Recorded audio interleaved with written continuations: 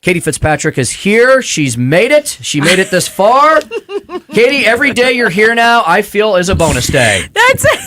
That's how we look at it. I feel that way too, although I keep telling everybody, I don't think anything's going to happen in the studio. I can promise you both, you gentlemen, that. Nothing will happen, I don't think, in the studio. So Chris Arps is here as well. Yeah, we've already got it planned out. Tim gets the towels. Yeah. I boil the water. Stell calls 911. And we get the ambulance here. Tony calls your husband.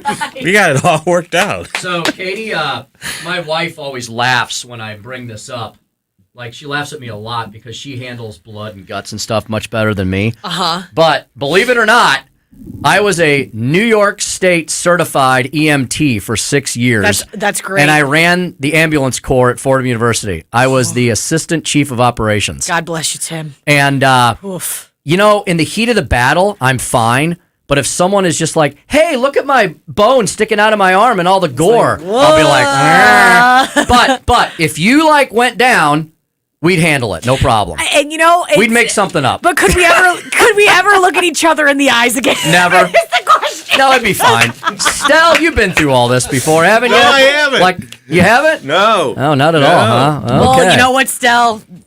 It's probably best if we'll leave the gory details out then. Well, you know what? Joe and Jeff are grandfathers now, so they know all about kids. That's what I think. I think Chris and I talked about this off air once, and I'm like, I have no.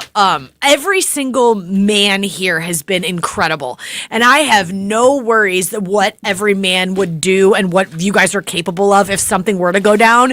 But I would never come back. I would never walk foot into this building ever again. Yeah.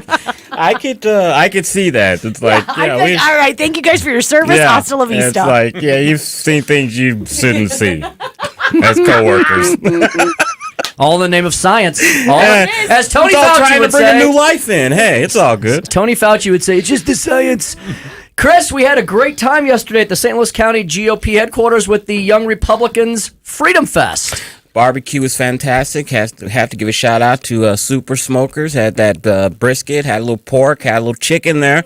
Very, very excellent. Had some adult beverages at the Freedom Fest barbecue. And besides all that, we just had a good lineup of speakers all the way from Senator, I'm calling him Senator already, Eric Schmidt, AG Eric Schmidt, all the way down to Dennis Hancock, who's looking to join the St. Louis County Council. Tim can talk about this. The crowd was enthusiastic. Mm-hmm. The place was packed. People were enthusiastic. I don't think the Democrats are experiencing this same thing on their side. Mm-hmm. I do not think so at all. And the most exciting thing was that we heard from some great candidates. Everybody from Congresswoman Ann Wagner to Eric Schmidt on down to state Senate, state rep candidates, county council people. Chris, the most exciting thing was when Frank Catanzaro, who's the president of the Young Republicans at the very end, said, okay, all the young Republicans in the room, get up here with all the candidates. We're going to take a big picture. We had to get out the wide-angle lens and the footstool because there was that many people in the shot. It was a full house. It was a full room. Renee Artman and the gang who run the Trump 2024 / St. Louis County GOP office were so accommodating. And thank you to everybody for showing up. We met a ton of listeners, Chris. Met a bunch of very excited listeners, and we were the exclusive sponsor and host of the event as far as the media went. And I want to thank Mr. and Mrs. Dr. Jones, who won the 50-50 raffle, Tim's parents. Tim graciously donated it back to the club. Didn't tell them, but I guess I did not. They were already gone. They were gone, but I guess it's okay. You're still here today. They didn't say, hey, you should have told us. But no, I know they would have donated it if they were there. So thank them and everyone that donated. I'm very curious to see. Frank was going to let me know how much they actually raised for this event, which is a big fundraiser for the YRs. Mm-hmm. Mm-hmm. It was very good. It was, I think, $250 on the 50-50 alone, and then all of the meals, and the people gave them donations and wrote them checks, and so it was great. And Chris could not agree more with the enthusiasm, especially when you saw the people that took the microphone as we introduced them. I mean, not everyone, people I think in outstate Missouri largely have written off St. Louis as a lost cause when it comes to Republican politics. Chris, we have one of the most exciting fields for state Senate, county executive, state reps than we've had in a county council in a very long time, right? There's a lot of excitement and enthusiasm about maintaining the seats we have and maybe picking up a couple new ones. Look, we have a seat that is an open seat. I think it's a 50-50 district. George Haruza for that Senate seat. We have a good chance of picking that up. That's one of the most closely watched races in Missouri. And then we have a chance to win back the St. Louis County Executive office, which it still blows my mind when I think about that. There hasn't been a Republican in like 37 years. Gene McNary, that's amazing that much time has passed. But I think we talked about it yesterday. Tim, you brought it up. The poll that was released showed Mantovani 5 points behind, a little over the margin of error. So that's a very doable race. So I'm very, very excited. And yesterday's enthusiastic crowd showed why I should be and we all should be. Mm-hmm. Yeah, Chris, we'll have to pull that up. That was a Missouri Scout / Remington research poll, which everyone respects. I mean, look, if you look at the majority of their polling for the primary races, I think they were generally in the ballpark, right? Mm-hmm. Polling is not a science. It's a combination of art and science, and they largely got those numbers right. I mean, they showed, for example, Attorney General Eric Schmidt breaking with the lead in the U.S. Senate primary at the end. And, I think they were very cautious in their polling because they did not have his lead as large as what it ended up being, right. But they had him leading at the end, and that was correct. Yeah, so they're a very credible polling outfit. That is Jeff Rowe, Axiom Strategies, who we had on here, I think a couple of weeks ago now, and a little preview of coming attraction. Jeff will be a guest of ours about a week before the election to give us his analysis on how he sees these races shaping up. Mm-hmm. Being that we are 29 days away, we'll start talking about our exclusive election night coverage, which will be right around the bend. I'm sure we'll start promoting that in the very near future. So folks, just know that we will have programming on election night. I would imagine that Chris and Tony and the gang and a lot of the others will be in the studio. I'll be calling in. I got to do a morning show the next morning, so I got to split my duty with a little KWTO and Springfield stuff, but I'll be calling in, and all of our folks from Mike Ferguson and Gabe Pfeiffer on down through Vic Porcelli, and Katie may even be calling in. I mean, come on, Katie, you'll be 3 weeks in. You're going to be a veteran by that point. Yeah, everything should be fine. We got a great show today, Chris. Of course, we always welcome our favorite former U.S. Senator Jim Talent in with us today at 4:25. We can talk national security, foreign policy, and all of the news of the day. Chris's Corner at 4:42, the Speaker Stump Speech at 5:07, and Susie Moore helping us round things out in the 5 o'clock hour at 5:25 from Red State. All right, we're going to continue our conversation and talk about some of those big top topics that have hit the news wires today and how they've developed when we come back. And if you want to give us a call, we will have open phone lines in the next segment, 314-912-1019, 314-912-1019. Chris and I will be right back. The Tim Jones and Chris Arps Show, 1019, 94.1 News Talk STL. You know what I'm talking about. Just let me know if you're gonna go to that home out on the range. They got a lot of nice girls. You're listening to Tim Jones and Chris Arps.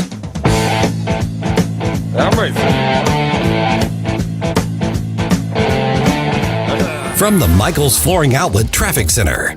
An accident with injuries coming in. Crews should be arriving on the scene. St. Peter's Parkway and Kisker. 70 East is off the pace coming across the Musial Bridge. They've got their road work in the left lane again. Otherwise, we're just picking up volume. South 270 is busy, but it's moving through Manchester. South 55 south of the 44 split is crowded, headed into the work zone. I'm Joe Sonderman, and this report sponsored by Blindster. Want to save big on new blinds? Blindster.com offers custom-made blinds, shades, and shutters shipped right to you, and at prices less than the big box retailers. Shop Blindster now and save 45% off any order just by using the code RADIO. Shop today at Blindster.com. That's the latest from the News Talk STL Traffic Center. From the News Talk STL Weather Center. I'm News 4 Chief Meteorologist Steve Templeton with your first alert forecast. Have the umbrella for Tuesday. Showers are likely, especially in the morning. That's when we'll get our heaviest rain. We'll get a few lingering showers into the afternoon to evening. Otherwise, a low of 61 and a high of 70. Milder in the morning, but not warming up much because of the clouds and the rain. Wednesday's our second round for some showers and a few few thunderstorms. Morning to early afternoon is the timing. Low chance for an isolated strong storm Wednesday as well. We'll keep an eye on that. Otherwise, a high of 71 degrees. That's the latest First Alert forecast. I'm News 4 Chief Meteorologist Steve Templeton. This is what's happening. Secure border. This border is a disaster. Massive chaos that's happening. Interest rates remain high. News, analysis, opinion. What comes next? Got some news for you. This is News Talk STL. I saw a polling statistic over the weekend that crime is quickly becoming the number one issue in the country. It's like nearly tied with the economy and the inflation as to what people are concerned about. And for good reason. Just look at the headlines. Folks, if you're concerned about crime and how to better protect your family and your loved ones, and you're worried about, making a purchase of a firearm or something related there too, and having the right training and knowledge for that, you simply need to go to the Range St. Louis West, and they will answer all of your questions, provide all the training you could ask for and more, and that comes with the best staff in town. A knowledgeable staff of former and current law enforcement, military. They're all professional shooters with real-world experience. They've been there. They've done that. They'll help you make a purchase, become more proficient, etc. Excellent training classes. They don't just have a one-size-fits-all model. They have training classes, different strokes for different folks, right? It's great training at a great value, and it's the best training value for new and experienced shooters. Their location is second to none. It's right in the heart of the county of St. Louis, right on Manchester Road, next door to the Baldwin Police Department, who does a lot of training at the range, along with many other police departments in our area. Beautiful showroom floor and the training rooms and the simulator room, which is really cool. I got to try that out during the customer appreciation days. All upstairs. Downstairs, 20 lanes, 3 climate-controlled bays, offering new and experienced shooters a place to train away from all the elements as we head through fall and into old man winter. Check them out today, therangestl.com, therangestl.com. If you are on Medicare, you need to listen to this message. Open enrollment for all Medicare participants starts October 15th. This is a very critical time of the year for you to make needed changes to your plan. This is Mike Butts with MB Health Insurance Agency. Regardless if you are new or renewing your health insurance, the process can be confusing and very time-consuming. MB Health is local here in St. Louis, and we will handle your enrollment quickly, properly, and effectively. Find us on the web at mbhealth.com. MB Health can also help small businesses find the perfect medical coverage for their employees. That's mbhealth.com. Speaker Tim Jones here. Have you heard about the brand new best St. Louis sports bar and grill experience in the region? Johnny's Hideout in High Ridge, Missouri. 10 minutes from 270 and Gravois. 30 TVs, a huge game room, a great outdoor patio, the Sunset Patio, complete with the Sunset Stage and the train station bar. Open 6 days a week, serving lunch and dinner, featuring famous Johnny Dow's chicken wings and the best barbecue in town. When you're there, check out the VIP Speaker of the House table on your next visit. On the web, jhideout.com. That's Johnny's Hideout in High Ridge. Mike Ferguson in the morning. On Tuesday's program, we're going to talk to one of the hopefully soon-to-be state senators that the St. Louis Post disgrace says is really scary. Morning starting at 5:30 on News Talk STL. This hour of Jones and Arps is brought to you by Stiefel. Contact your Stiefel financial advisor at stiefel.com. That's STIFEL.com.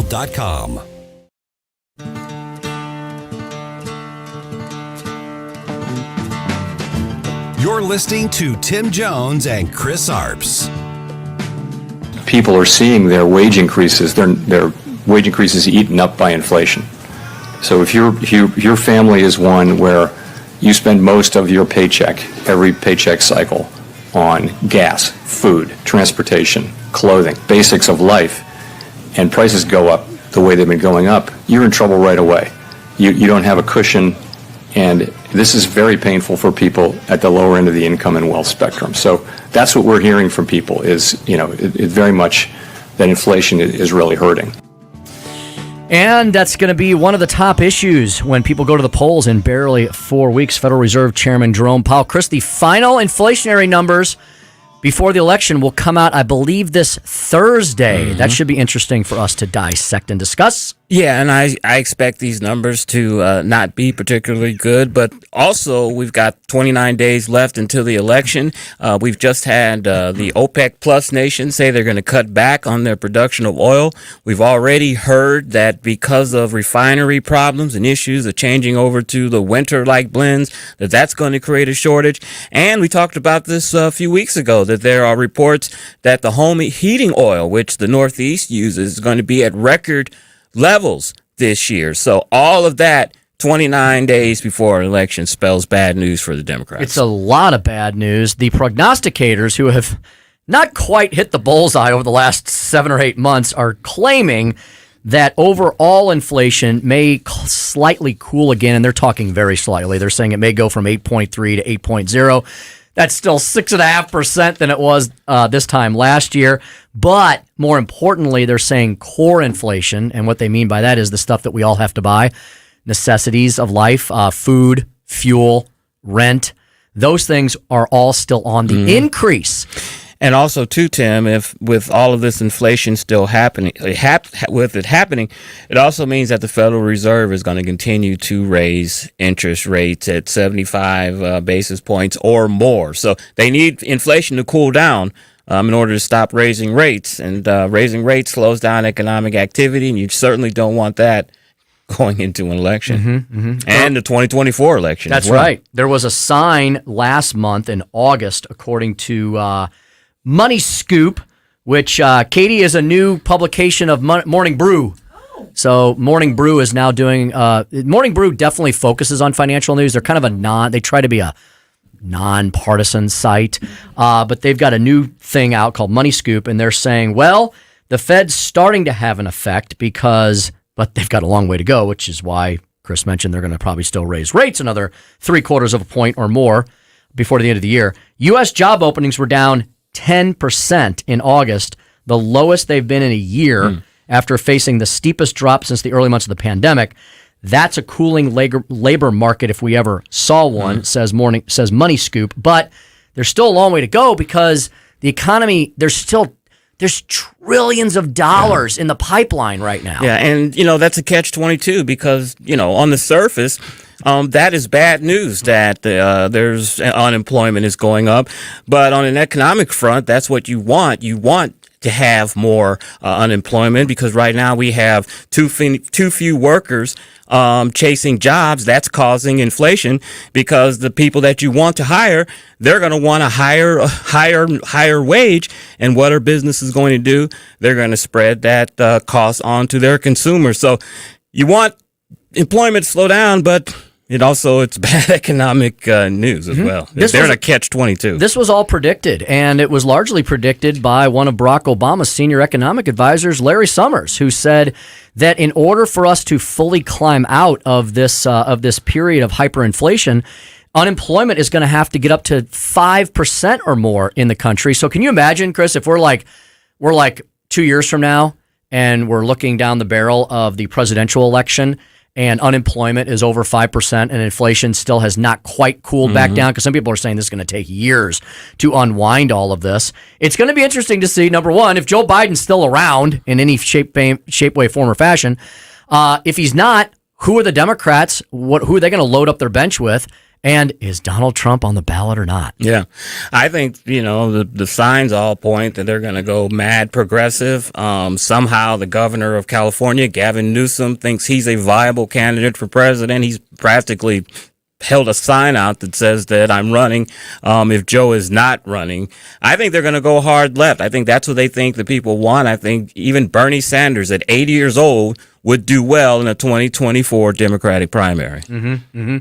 Amazing. He's like 82 or 83 right now. He doesn't act like it. He's pretty He must be well preserved by that crisp Vermont air. So, Prevagen. You don't see him shaking hands with invisible people. He seems to have it all. No. Speaking of Vermont, Katie, I've got to give you this picture to post. It's very funny. Chad Hansen was in Vermont last week, and he was walking through a grocery store, and he sent Rick Pogan and I a picture, and he's like, I'm not making this up. This is for real. There was some dude in like a full helmet with a hose. Oh my God. Like some contraption. It looked like he was an astronaut. And so he wouldn't breathe the common air of the people. And Chad's like, well, I guess COVID's still here in Vermont. He goes, I almost laughed out loud when I saw this guy.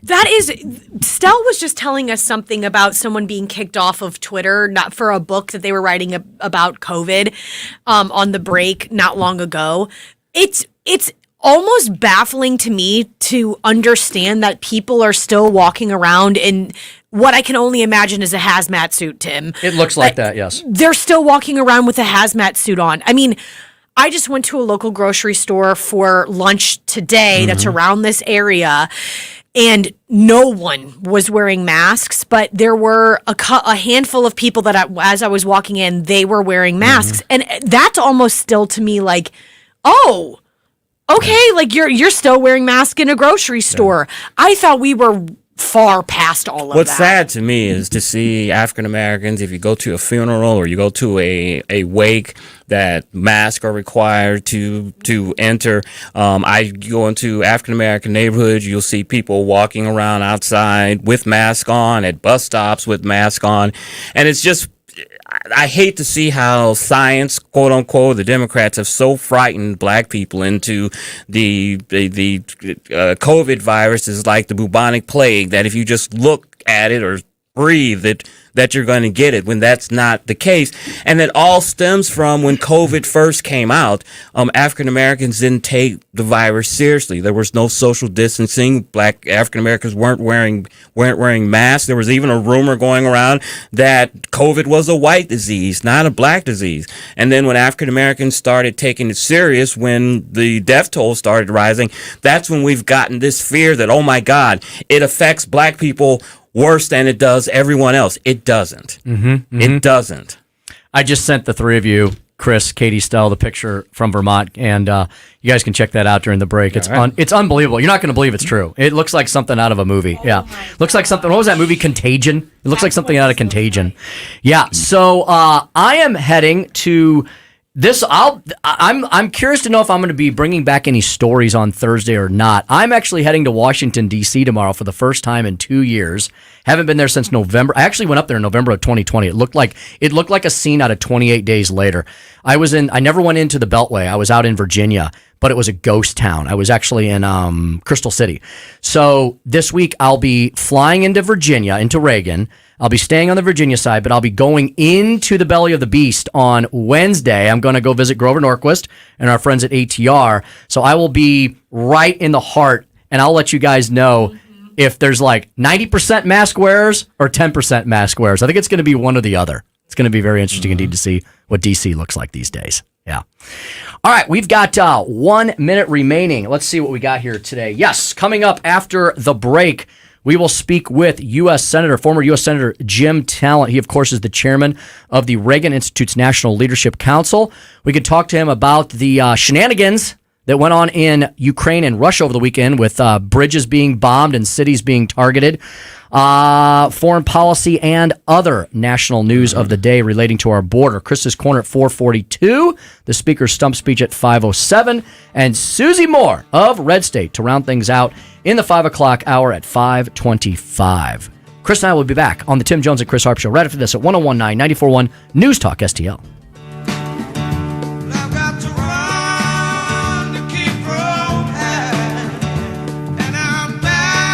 Listening to Tim Jones and Chris Arps. Hey, Tim Jones here for Rockwood Charcoal. If you love to grill as much as I do, I'm sure you prefer using charcoal over gas. Ever since I met Jonathan Heslop and he introduced me to his product, Rockwood Lump Charcoal, we're not using anything else. Rockwood's made from 100% pure Missouri oak and hickory and can be found in stores all across the country. It's the nationally highest consumer-ranked charcoal there is, so you're cooking with the best and supporting local industry and a local business right from my hometown of Eureka. There's over 100 area Rockwood retailers. Find yours at rockwoodcharcoal.com. Michael's Flooring Outlet is a locally owned and operated family business for more than 28 years, featuring exclusive products, unbeatable prices, and expert installation. You can choose from a wide variety of flooring options, including carpet, hardwood, laminate, ceramic tile, luxury vinyl, natural stone, plus many other options. And you'll gain a peace of mind knowing that your flooring and carpet installation will be done right the first time when you hire the experts at Michael's. You can shop in-store at one of their 3 convenient locations or shop from home online. Check out everything Michael's Flooring has to offer at igotfloored.com.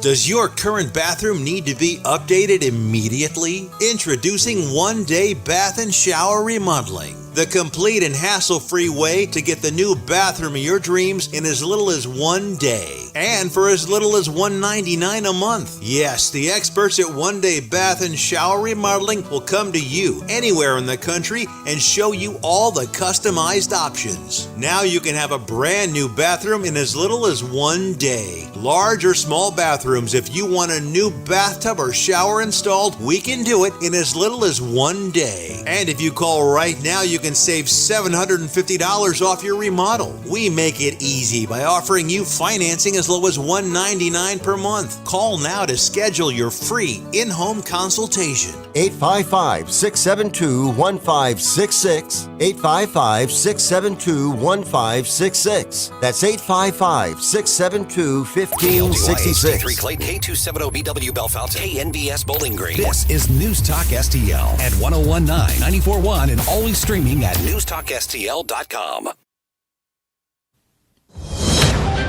News this hour from townhall.com. I'm Keith Peters reporting. Russia has retaliated for a weekend Ukrainian attack on a critical bridge by unleashing its biggest and most widespread attacks against Ukraine in months. The lethal barrage Monday against multiple cities smashed civilian targets.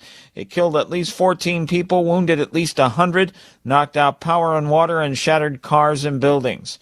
The United States is condemning Russia's stepped-up missile strikes across Ukraine. In a White House statement, President Biden offered condolences to those who lost loved ones in the attacks. He condemned Vladimir Putin's utter brutality, describing Russia's war against Ukraine as illegal, and said these attacks only further reinforce America's commitment to stand with the Ukrainian people. And the president again called on Moscow to remove its troops from Ukraine. Greg Clugston, Washington. Rising suicide rates among active service members have forced the Pentagon to review the military's mental health protocols. Correspondent Julie Walker reports. Many service members coming forward, and those who do find themselves fighting through deep-rooted stigma, bureaucratic obstacles, and internal pressure to stay on the job. A 2021 study by the Cost of War Project concluded that since 9/11, 4 times as many service members and veterans have died by suicide as in combat. Last year, the Army issued fresh guidelines on how to handle mental health. The Pentagon has created an independent committee to review programs. At the same time, a network of military-adjacent charitable organizations has tried to fill the gaps with a variety of programs and outreach efforts. I'm Julie Walker. On Wall Street, the Dow down by 93 points, the Nasdaq dropped 110, the S&P 500 lower by 27. Oil dropped $1.51 to $91.13 a barrel. More on these stories at townhall.com. My brother-in-law died suddenly, and now my sister and her kids have to sell their home. That's why I told my husband we could not put off getting life insurance any longer. An agent offered us a 10-year, $500,000 policy for nearly $50 a month. Then we called SelectQuote. SelectQuote found us identical coverage for only $19 a month, a savings of $369 a year. Whether you need a $500,000 policy or a $5 million policy, SelectQuote could save you more than 50% on term life insurance. For your free quote, call SelectQuote at 1-800-940-6161. That's 1-800-940-6161. Or go to SelectQuote.com. That's 1-800-940-6161. SelectQuote. We shop, you save. Full details on example policies at SelectQuote.com/. From the Michaels Flooring Outlet Traffic Center. On 6440 westbound to Ballas, crews on the scene of a crash with some injuries. They've got the 3 right lanes closed. Traffic's pretty much at a halt back near Lindbergh. We've got another crash, 44 eastbound to Jefferson. That one's blocking the right lane. Otherwise, we're picking up our normal heavy afternoon traffic. 70 eastbound on the Musial Bridge, slow through the roadwork. 55 south backing up through the roadwork. We're also getting a crash on Missouri Avenue. Looks like it's east of 10th Street in East St. Louis. I'm Joe Sonderman. That's the very latest from the News Talk STL Traffic Center. A new season is here, and with it, major delays being reported due to another killer doll with a shady plan. Just how many Chuckies are there? Chucky is here to chuck stuff up, including our freeways. Chucky Season 2, Wednesdays 9/8 Central, only on USA and Sci-Fi. From the News Talk STL Weather Center. I'm News 4 Chief Meteorologist Steve Templeton with your first alert forecast. Have the umbrella for Tuesday. Showers are likely, especially in the morning. That's when we'll get our heaviest rain. We'll get a few lingering showers into the afternoon to evening. Otherwise, a low of 61 and a high of 70. Milder in the morning, but not warming up much because of the clouds and the rain. Wednesday's our second round for some showers and a few thunderstorms. Morning to early afternoon is the timing. Low chance for an isolated strong storm Wednesday as well. We'll keep an eye on that. Otherwise, a high of 71 degrees. That's the latest first alert forecast. I'm News 4 Chief Meteorologist Steve Templeton. This hour of News Talk STL brought to you by House Sold Easy. Looking to sell a house fast? Call David today at 314-293-3000. That's David with House Sold Easy at 314-293-3000. 10-year-old George Haruza and his parents, with only what they could carry in a suitcase, made a daring escape from behind the Iron Curtain of communism. George Haruza and his family risked their lives fleeing communist oppression to secure the freedom and promise of America. George Haruza quickly learned English, studied hard, and worked harder. Overcoming every hurdle in his way, George Haruza is now a world-renowned surgeon, educator, and physician leader. So I do believe in a limited government. Governments should provide for the people who are really in need, encourage everybody else to rise up to their potential, and then mostly get out of the way. Now, George Haruza wants to bring his record of getting good things done to the state Senate, and George Haruza understands the mission. George Haruza for State Senate, a record of getting good things done. Paid for by Haruza for Missouri. Listen anytime. It happens Anywhere. Anywhere. Everywhere. Every day continues to bring more news. With the News Talk STL app. Keep St. Louis's home for conservative talk with you wherever you go. Download the News Talk STL app in the App Store or at newstalkstl.com.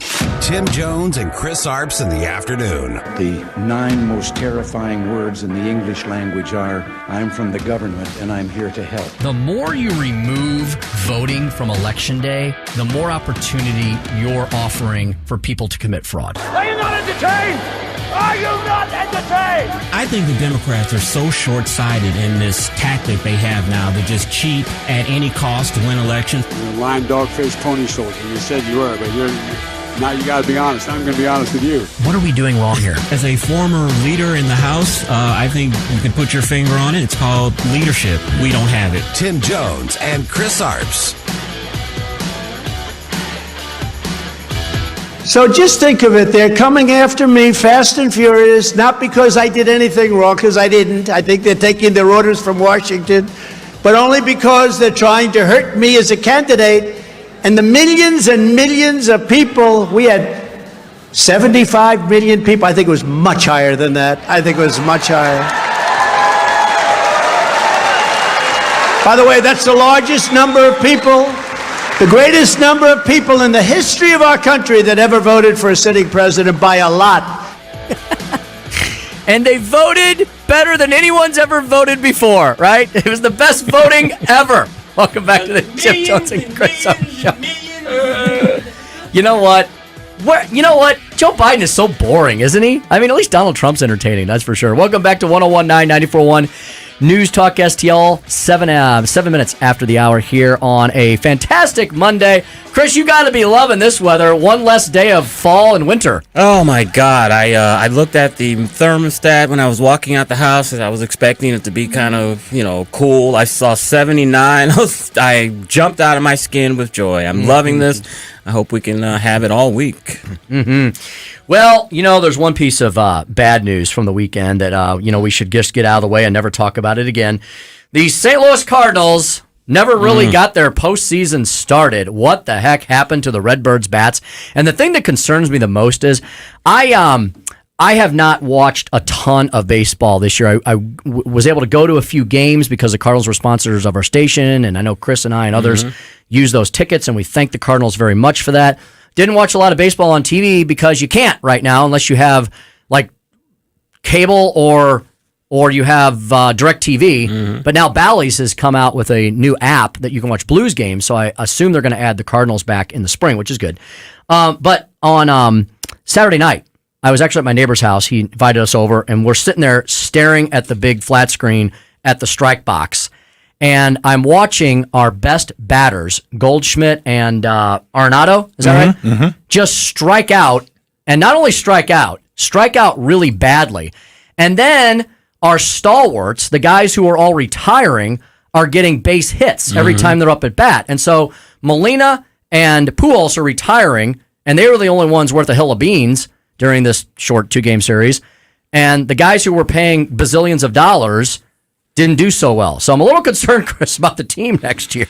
Well, one thing in sports, especially when it comes around playoff time and it doesn't matter the sport, that you don't want to peak too soon. You want to be peaking right at the end, going in the playoffs, so you're doing well. And that's what we kind of thought that the Cardinals were doing. But apparently they peaked a little too early. And I think also they looked past the Phillies because that was the best opponent for them matchup-wise. And I think they might have looked past them. And then in that second game, when you just saw our star players just struggling so much, I think they were just pressing so hard, trying to get back in the game, get back into the series, that they looked terrible. And to be honest with you, Nola, the starter for the Phillies, is a really good starting pitcher. So I got to give them credit. You know what bothers me about next year? And this is a little inside baseball, but I'm going to toss it out there. Molina is going to be gone. How is that going to affect the pitching staff? Because he was so critical to the success of this pitching staff for 19 years. Yeah. And now he's going to be gone. I'm wondering how they're going to be able to handle that. But his preparation, the way that he had himself ready for every game and how he worked with the pitching staff, I think it was unequaled. And I say that as a Cubs fan. Sure. That's right. That's right. It was like for me watching Randy Hundley when I was a kid, when he handled the Cubs staff with Fergie Jenkins and those guys.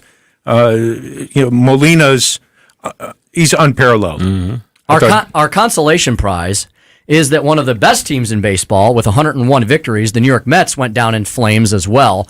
So you've got two of the most storied franchises out before it really even gets started.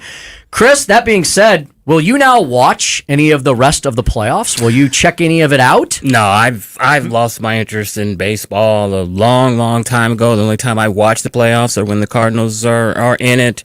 Now I don't have much interest. I may watch a couple innings of the World Series just to say I've watched it, but no.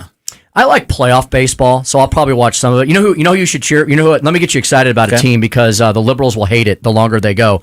The Atlanta Braves and the Chop. Yeah. I mean, I would love to see the Braves go all the way to the pennant and go to the World Series because then the national liberal sports media, which a lot of them are, will have to deal with the Chop and the Braves fans all the way through the World Series. So that would make me smile. Yeah, and that'll be the second year in a row they'd have to deal with them because they won the World Series, and that was when the All-Star game was sent to another city outside of Atlanta. So they really got to rub the liberals in their faces in it. They did. Noses in it. They did. Nose, face. Everything. Here. Folks can hate me for this if they want, but I'm hoping for a Yankees-Braves World Series. I think that would be fantastic. Chris, interesting things happened with the U.S. Senate races over the weekend in the rearview mirror of the Herschel Walker kerfluffle from last week. The Real Clear Politics projection has shifted, not in number. They're still projecting. I don't know if it's wishful thinking on their part or what. They're still projecting 52 Republican seats ultimately in the U.S. Senate, but they swapped Georgia for Arizona. They now believe at Real Clear Politics, based on the average of all their polls, that Blake Masters will defeat Mark Kelly in Arizona. And I'm not sure about that because I haven't really seen any polls that show that yet. But they're now projecting that Herschel may now not win in Georgia. Yeah, I can kind of see that because as you all remember, Georgia has a runoff system. So if you don't get 51%, you have to have another election. I think it's in December. I think people were kind of assuming that Herschel would pull this off and get the 51%. But with all these scandals the abortion scandals basically that have played in the last couple of weeks, it's not looking that way.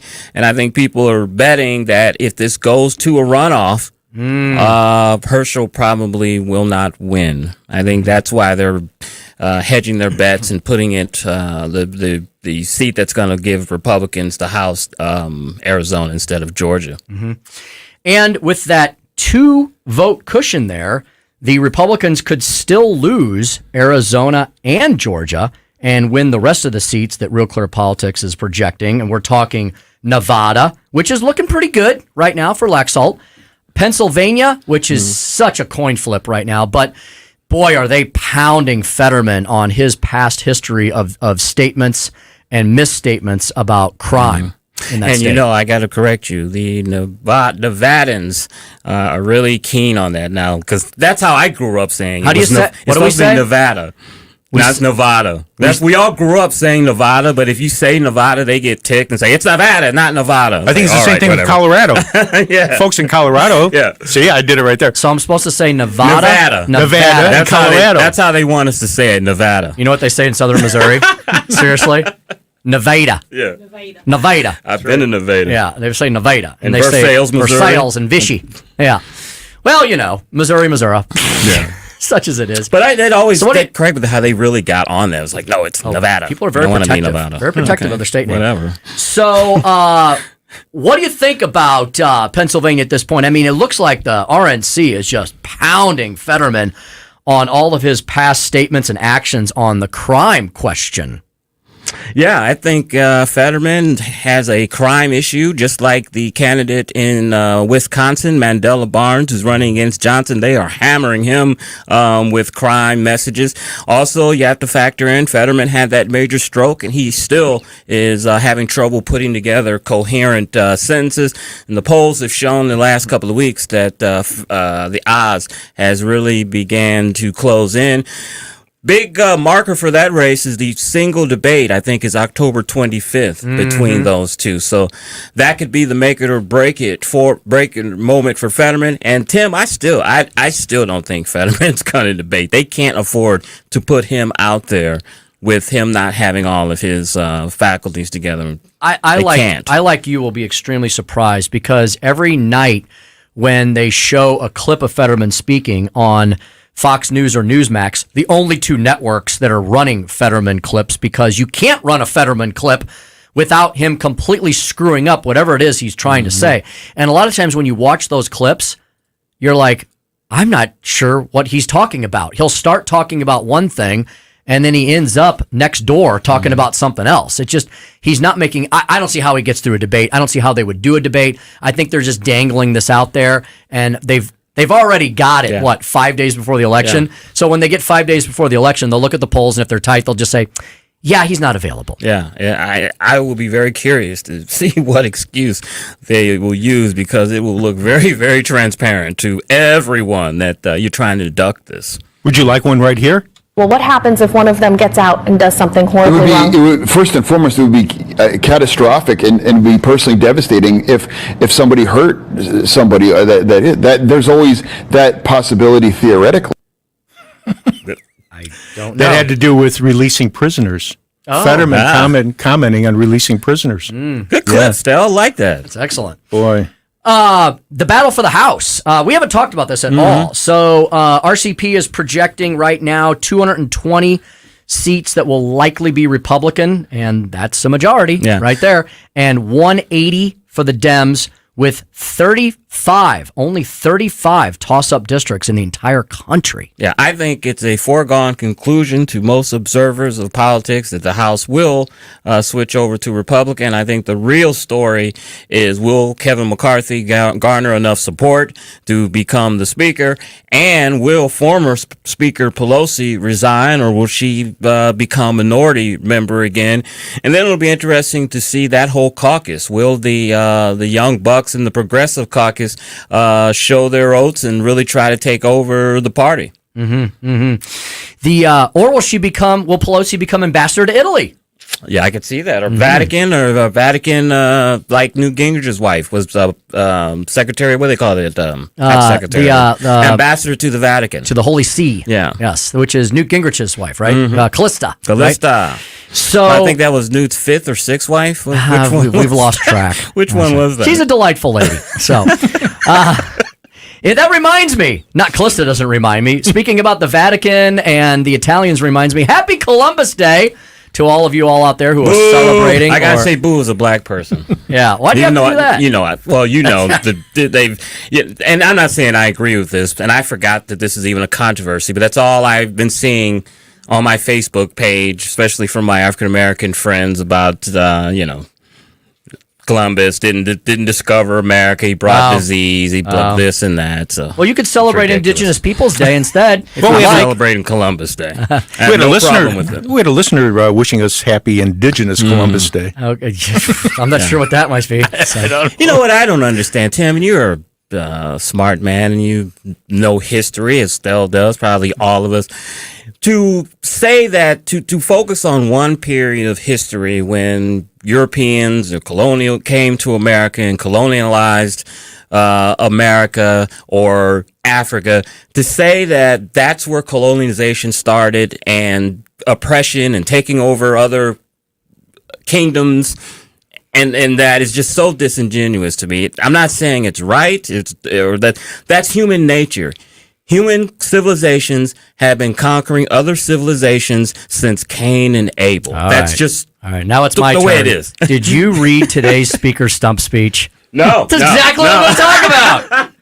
I was gonna start that Vulcan mind meld. I was gonna start off by giving homage to my Italian brethren and my family, and talk about why Columbus Day to the Italian people. And I didn't really realize this until much later in life, because I grew up here in the Midwest, and the heart of my family, the real hardcore Italian side, they all live up in Pennsylvania, in Pittsburgh, and it was my grandfather who married my German grandmother here in St. Louis, and most of the family was back up east. But as I met all of them and got to know them all better, I learned that Columbus Day was really an excuse for the Italians to party hard and have a great time.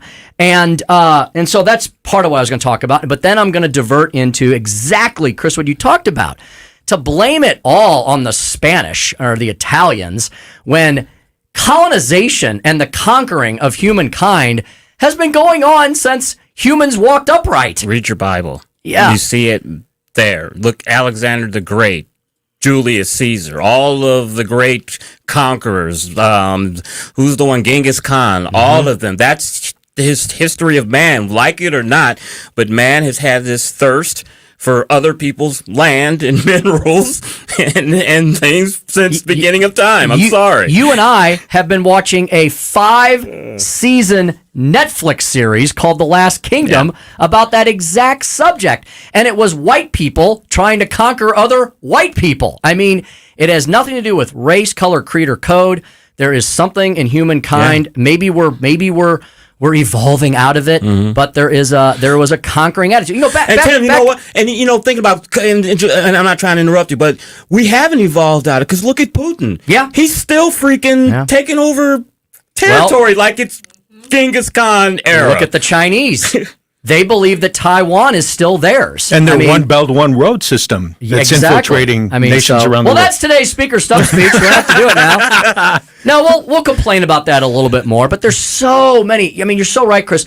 The left has got us. We in America are so tunnel visioned with our attitude of we share all the world's wealth and all the world's problems. Like nothing else happens anywhere else on the globe except here, and we're responsible for feast and famine. It's not true. We are, by land mass, we're one of the smaller large nations, I mean, I think you could fit us in one of Russia's time zones, So we'll talk about that. What is Chris's Corner about, by the way? You know what? The labor unions are stripping it bare, and I will expound on that more. Okay, great. Excuse me. That'll be at 4:42. Yeah. I wrote that down. All right, 4:22 right now. We need to take a break because former U.S. Senator Jim Talent is standing by to talk about many of these issues we just brought up: Russia, Ukraine, the southern border, and more when we come back on the Tim Jones and Chris Arps Show at 1019 94.1 News Talk STL. On the first part of the journey, I was looking at all the life. It's the Tim Jones and Chris Arps Show.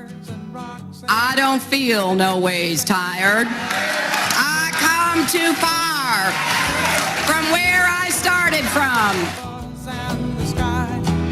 From the News Talk STL Weather Center. I'm News 4 Chief Meteorologist Steve Templeton with your first alert forecast. Have the umbrella for Tuesday. Showers are likely, especially in the morning. That's when we'll get our heaviest rain. Could get a few lingering showers into the afternoon to evening.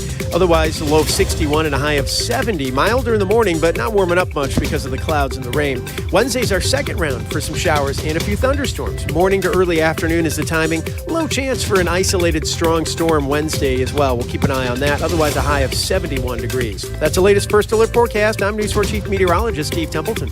From the Michaels Flooring Outlet Traffic Center. Dealing with a crash westbound on 6440 at Ballas. Only the two left lanes are getting by, so you're jammed approaching Lindbergh. The two left lanes are closed due to a crash 170 southbound near Brentwood Boulevard. That jam is back past Delmar. 44 eastbound at Jefferson. They're working to clear one. Two right lanes were closed, but they should get one of those right lanes open momentarily. Their support is sponsored by Chucky. I'm Joe Sonderman from the News Talk STL Traffic Center. A new season is here, and with it, major delays being reported due to another killer doll with a shady plan. Just how many Chuckies are there? Chucky is here to chuck stuff up, including our freeways. Chucky Season 2, Wednesdays 9/8 Central, only on USA and Sci-Fi. News Talk STL is proud to have Doug Voss of Safe Money Radio as part of our lineup each week. Doug has been a staple on St. Louis radio for many years as one of the leading financial experts in the area. Doug and Safe Money Radio is on 3 times every weekend, but in case you miss anything, you can check it all out at DougVossSafeMoneyRadio.com or call 844-676-SAFE. That's 844-676-7233. Doug Voss is a registered representative. Securities offered through DHL Securities, LLLP. Member FINRA and SIPC. Are you tired of hard chlorinated water drying your skin out, tasting bad, and ruining your fixtures? Jones Air and Water Treatment has a solution to this pollution. Our Hydratech H2O leaves you with great tasting, soft water at all fixtures in your home with one unit. Call Jones Air and Water at 636-899-1040 or visit us on the web at joneswater.com. You can be a filter or buy a filter. Jones Air and Water, 636-899-1040 or joneswater.com on the web. Call us now. I'm Dr. TJ, owner of the Institute of Natural Health, co-owner of Optimal Nutraceuticals, and the host of Wellness 101. Wellness 101 is designed to cut through the nonsense and provide you common sense, science-based information regarding health and wellness. On the show, we discuss topics like thyroid health, gut health, hormone optimization, and many others. Our show airs Saturdays at 10 a.m. and 2 p.m. and Sundays at 11 a.m. and 3 p.m. right here on News Talk STL. For more information, visit us at inhstl.com. That's inhstl.com. Fox News commentary. A California high school has banned the thin blue line flag on campus, saying it's too divisive. I'm Tommy Laren. More next.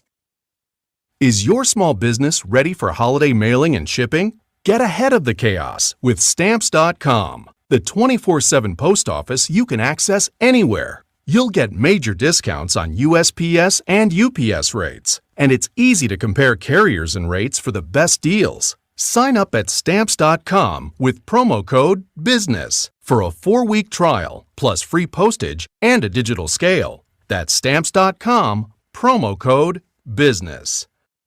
Located in Santa Clarita, California, banned the thin blue line police flag on campus, and the school's head football coach decided to stop displaying it at games for the first time since 2019. Now, prior to the whiny wokesters throwing this cancel culture tantrum, the football team would run out onto the field with the flag before each game to show respect and gratitude for the 3 off-duty police officers who rushed into harm's way during a mass shooting at the school in 2019. The gunman shot 5 classmates and killed 2, including himself, and who knows how many more would have been hurt or killed if not for those selfless officers. But now the football team is barred from honoring them thanks to a cadre of woke losers who view the pro-law enforcement flag as a symbol of white supremacy, which makes no sense. Why is it that the 99% of decent folks who support the police have to kowtow to the 10% who are offended by law and order? This is utterly ridiculous and embarrassing. I'm Tommy Laren, and you can listen to all of my hot takes at foxnewscommentary.com.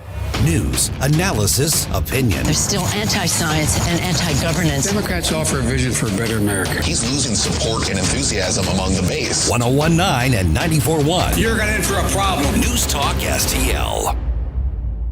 This hour of Jones and Arps is brought to you by Stifel. Contact your Stifel financial advisor at stifel.com. That's STIFEL.com.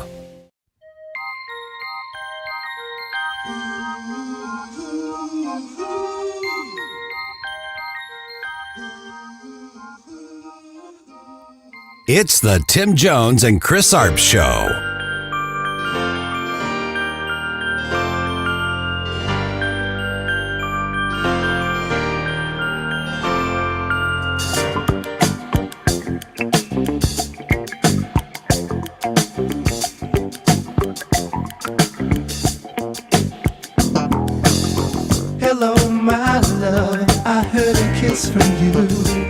border is closed. When Secretary Mayorkas said once again that the border is closed, I can tell you that is a tough pill for border agents to swallow. They talk to us off the record and they roll their eyes when they hear that. The border is not open. Will be the highest number of illegal crossings since at least 1960. We are making more progress than you think. There were 12 individuals on the FBI's terror watch list arrested here at our southern border. That brings the total for fiscal year 2022 so far to 78 people on that terror watch list arrested here at the border. The border is closed. Out of my 38 years in law enforcement working this border, this is the worst I've ever seen it. The border is closed. 50,000 people a month sneaking past our border patrol without ever getting caught. Let's talk about that subject and more with our next guest.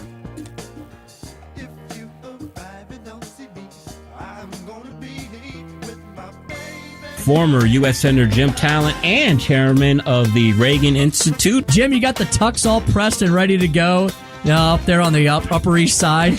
I'm watching this and just wondering, who's running the show. The political logic behind it escapes me, and I've stopped looking for three-dimensional chess. I just think they don't know what they're doing. And now, former Senator Jim Talent. Yes, former Senator Jim Talent joins us as he does every Monday. Get our week started off right. He's the chairman of the Reagan Institute's National Leadership Council, and he's at Jim Talent on Twitter. Senator, good afternoon. Thanks for joining Chris and I here again today. Welcome. Oh, is he there? Jim? Yep, there you are. We got you. Blanked out for a minute there. Well, that might have. We might have spaced out. Yeah. Story of my life. Very good. Senator, so much to discuss with you here today. Senator, let's start with some of the big top-line headline issues of the day. Over the weekend, the missiles were unfortunately a-flying back and forth between Russia and Ukraine. The Ukrainians allegedly bombed a bridge, the only connector between Russia and the Crimea. The Russians responded by sending missiles into Kiev. Senator, is this an escalation? Is this just a continuance? What do we as Americans need to know and be concerned about? No, I wouldn't call it an escalation. I mean, the Ukrainians, if they did this, and I think it's likely, are taking out key parts of the Russians' logistics. So without that bridge, then to get to Crimea, they have to use rail lines. I think it's through Mariupol, and those are vulnerable as well. So this is just what they're doing, and doing very effectively to interrupt the Russians' ground line of communications. And this was the only way Putin could strike back, was to lob a few missiles into Kyiv. I don't think it's a sign of strength when he does that. I just think it shows he doesn't have a lot of other alternatives. Senator, the war in Ukraine seems to be going terrible. You're blanking out again. Oops. Can you hear me? Senator? Mm-hmm. We may have a bad connection. Yeah, I think so. We probably have to. Katie, you want to check that? Back with him on that. What were you going to ask him? Well, I was going to ask him, the war in Ukraine seems to be going terrible. You have Russian generals within the inner circle seem to be criticizing him. You have the Russian draft that's going terrible. People are fleeing. What is the off-ramp for him in order to be able to save face and get out of this war and still remain in power? That was a long-winded question I was going to ask him. No, it was winded enough because we've got the senator back with us. Senator, are you there? Can you hear us now? Yeah, I think we had a bad connection. I don't know if you caught the entirety of my brilliant answer. We got that brilliant answer, and then Chris asked a brilliant question that we'll ask him to rephrase for you right now. Senator, I wanted to ask you, the war in Ukraine seems to be going bad for Russia right now. We have the draft situation where the soldiers are fleeing. We have him targeting civilians now. There's a lot of talk of an off-ramp for Putin so that he can end this situation or leave it still intact, still have his face intact, I guess, for lack of better words. How can he do that? And if he does, will he ever be welcomed back as a leader of nations after these war crimes he's committed? Yeah, well, Chris, first he has to want to do it, and there's been no sign that he has. I think he still believes, even though at this point he certainly shouldn't, that he can grind the Ukrainians down, improve his position on the battlefield, and then if he has to negotiate something, he gets a better solution. The Ukrainians, as long as they're winning, I don't see them talking about them. They may not anyway because they want their country back. But I think if this were to be resolved at some point, it would have to be with the Ukrainians getting virtually all of their country back, maybe with some kind of a demilitarized zone agreement or buffer area that was like neutralized. But Putin would have to accept that first. And I think at this point, number one, he doesn't want to. He's just absolutely bought into this dogma that Ukraine shouldn't exist. And the second, he'd have to figure out how to get there without sacrificing his own regime and his own personal rules. So I think we're a long way away from that. There's still a lot has to happen on the battlefield before we get there. But the Ukrainians are making progress again, both around Kherson and then also in the north. And I just don't see this getting better for Russia, if at all, until the middle or later than part of 2023. And I wouldn't bet it's going to get better for them then either. Mm-hmm. We're speaking to former U.S. Senator, Chairman of the Reagan Institute's National Leadership Council, Jim Talent, at Jim Talent on Twitter. Senator, I want to ask you a political question, and it's because, and I'm not saying you're older than Chris and I. You're just wiser and more experienced. You've seen a lot of election cycles come and go, and the premise of my question, Senator, is based on something that I saw a Trump supporter on Twitter tweet out. And it was just a series of questions, and this fella says, for everyone who hated Trump out there, tell me what you hated the most. Was it the fact we had no new wars, the prospect of Middle East peace, a strong American economy, no inflation, growing 401ks, record market profits, low gas prices, a secure oil reserve, lower taxes? Senator, the opposite of all of that is now true. And you got to wonder, the Democrats, Senator, in your experience, have you ever seen a party having to face an election cycle like this, largely of their own making? They caused a lot of these problems, and you start wondering if they did it on purpose or not. Yeah, and they own it too. And that list didn't even include the fact that real wages went up, particularly, for workers for the first time in decades.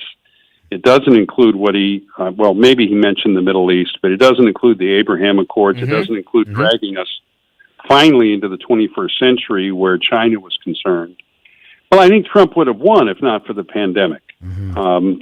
It was a crazy year. The country was hurting. He was the president. I can't crime the voters for that. They do the best they can. It's a closely divided country. But yeah, these are the questions people are asking. Some things are, I have been around long enough that some things do seem like a rerun. And I remember, Tim, in the 80s when I went into the legislature and crime was such a huge issue, that was the result of policies. Now, they'd been spaced over a longer period of time, but policies that basically treated the people committing crimes like they were the victims. That's the attitude that informs what the Democrats have been doing on crime, that they're really, the people committing the crimes are really the victims of an unjust society. And so, therefore, we should not require bail. We should not prosecute a lot of people. If they're shoplifting, that's just because, our society is so terrible. Yada, yada, yada. It goes on and on. And, that resulted in an electoral backlash over several cycles. So we have that. We have inflation.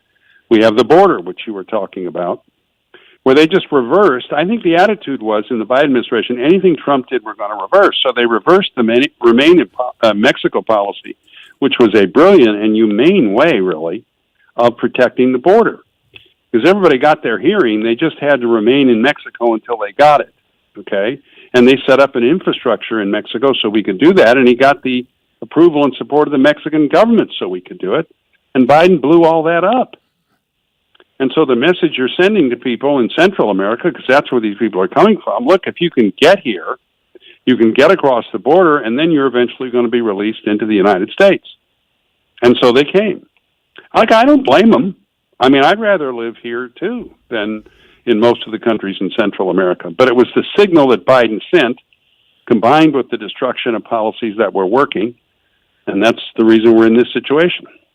Senator, one of the pieces of military equipment that we're sending over to Ukraine that seems to be really making a difference are these HIMARS rocket launchers. Very impressive what I've read about them. Can you tell our audience a little bit about that equipment? Yeah, I'm trying to remember the acronym. It's anyway. It's precision guided missiles that can be launched from a number of different platforms and have enough of a range that it's a very effective battlefield weapon. Now, it's not the longest range one we have. That's a ATACMS, which is an Army missile of the same kind. That could reach further, and we haven't sent that yet, in part because that can reach into Russia. I think we should send it. And what they've done is they've used it very effectively to take out Russian logistics centers and ground lines of communication and transportation nodes. So it's become much more difficult for the Russians both to command and control and also to resupply the troops, and they were having problems with that in the first place. And they used that very selectively in the late spring in order to prepare conditions on the battlefield for these offensives that they then started in August and that have been very successful, in part because they're actually doing maneuver warfare.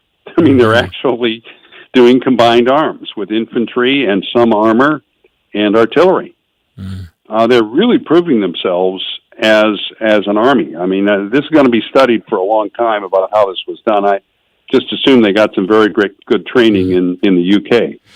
The one thing that I read about these HIMARS that were so impressive, that because they are mobile and they use global positioning technology to hit these targets, that as soon as the enemy finds out where that rocket came from, those things are moved. Right, they're mobile. And this is a lesson, by the way, for Taiwan, because our Department of Defense has been urging them for a long time to go fully asymmetric. In other words, stop trying to compete by building a submarine. Instead, get as many of these mobile precision missiles as you can, and they're very difficult to take out because even if you spot them, then they're going to move. It's not impossible, but it's difficult. Now, the Chinese have a whole lot more capabilities in that regard, and Taiwan is an island, so they don't have the kind of strategic depth that they have in Ukraine. It's by no means a perfectly analogous situation, but yeah, I mean, and Beijing is looking at this, and they are in Taipei as well. Now I don't think the Chinese, if they do it, are going to do it this badly, but they have to be asking themselves, what is it we need to learn from this and prepare for?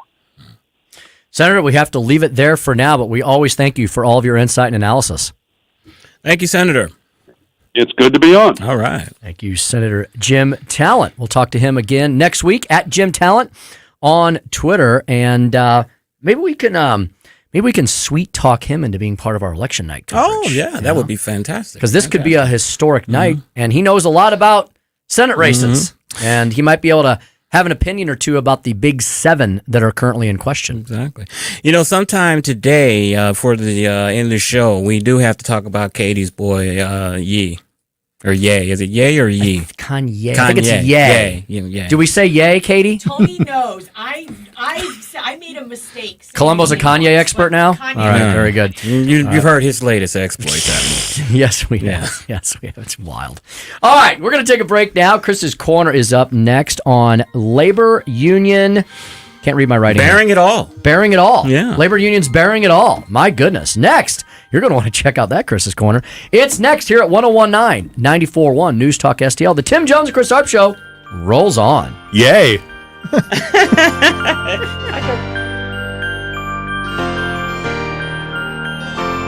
We give you news, analysis, opinion, and more. Only on News Talk STL.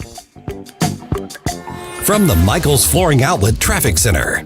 Southbound 170 starting to jam south of Olive to Brentwood Boulevard. They're working to clear a crash blocking the 2 left lanes there. We've got one on the ramp from 64 eastbound to 270 south, so that's a little busy. A stalled vehicle coming in westbound on the Poplar Street Bridge. Don't have a camera there, but the scanner reported it wasn't a traffic lane.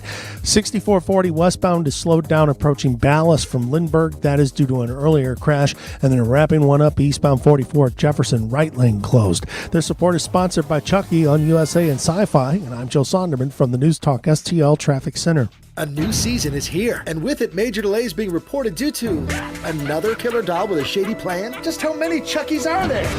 Chucky is here to chuck stuff up, including our freeways. Chucky Season 2, Wednesdays 9/8 Central, only on USA and Sci-Fi. From the News Talk STL Weather Center. I'm News 4 Chief Meteorologist Steve Templeton with your first alert forecast. Have the umbrella for Tuesday. Showers are likely, especially in the morning. That's when we'll get our heaviest rain. We'll get a few lingering showers into the afternoon to evening. Otherwise, a low of 61 and a high of 70. Milder in the morning, but not warming up much because of the clouds and the rain. Wednesday's our second round for some showers and a few thunderstorms. Morning to early afternoon is the timing. Low chance for an isolated strong storm Wednesday as well. We'll keep an eye on that. Otherwise, a high of 71 degrees. That's the latest first alert forecast. I'm News 4 Chief Meteorologist Steve Templeton.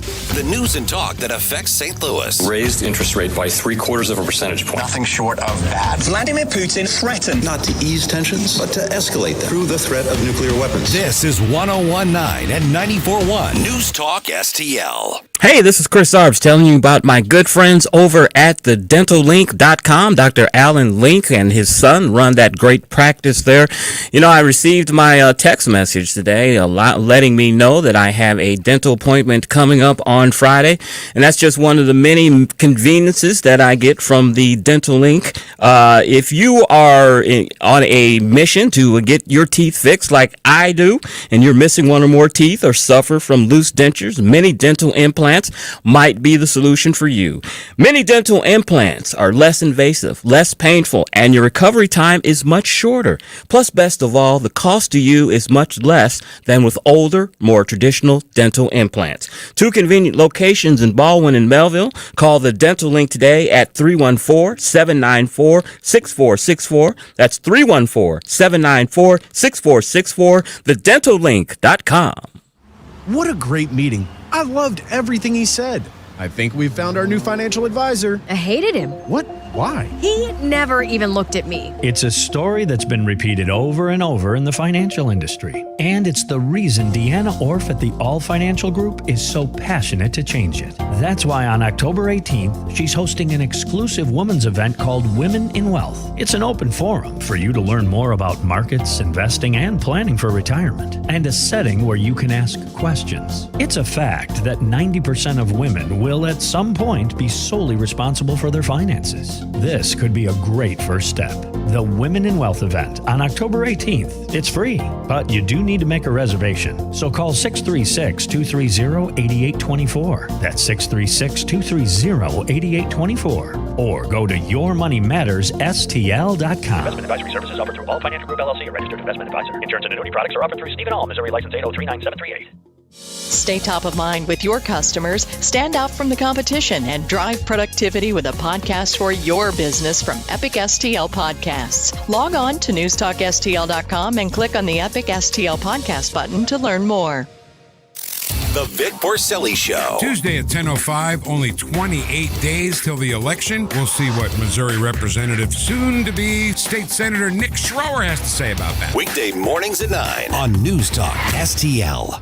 This hour of Jones and Arps is brought to you by Stifel. Contact your Stifel financial advisor at stifel.com. That's STIFEL.com.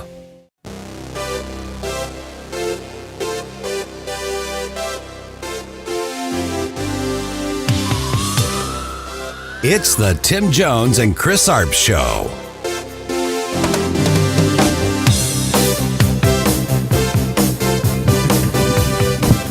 Oh, man. I saw this makes me sad because I saw a pickup truck this weekend with the old VH logo, the Van Halen logo, like the wrapped logo with looks like a little globe in the middle. And I always think of the album 5150 when I see that logo. And it just makes me sad that Eddie Van Halen is no longer on this planet. That guy was a talent. Heck of a talent. One of the best guitar players of all time. But thank God we've got him on vinyl. Or CD, or ones and twos and zeros forever. I haven't been a huge concert goer in my life, but I've seen my fair share. I did get to see the original Van Halen when they came through St. Louis on like a reunion tour, and nobody ever thought they were going to get back together. And it was at whatever it was called at the time, Scottrade Enterprise, the place where the Blues play, the new place. Might have been Savas Center. It might have been Savas. And still, I can't remember what year that was. It was like 2012, 13, 14, somewhere in that era. and David Lee Roth. It was I really wanted to see, I was a big fan of Van Hagar. I really was. But the original Van Halen put on a hell of a concert. And they had Eddie had his son. Oh, Wolfgang. And back then, I'm going back, 8-9 years? Mm-hmm. Wolfgang was a quite young man. Mm-hmm. I don't even know if he was in his 20s yet. And boy, that young man can play. So, yeah, Estelle, you just brought back some memories there. Very good. And the album before they broke up, 1984, always means something to me because that was the year I graduated high school. So and that album came out in 84. So it'll always mean a little something to me. Hot for Teacher. That is momentous indeed. All right, well, it's 4. Katie's like, what does Hot for Teacher have to do with 1984? Like that video. 4:49 in the PM. Chris, you were mentioning you were going to talk about labor unions. Yeah. Labor unions, as you know, have declined over the years, but they are starting to make a resurgence, and they're really starting to bear all to get members. And we'll talk about that next on Chris's Corner. Chris.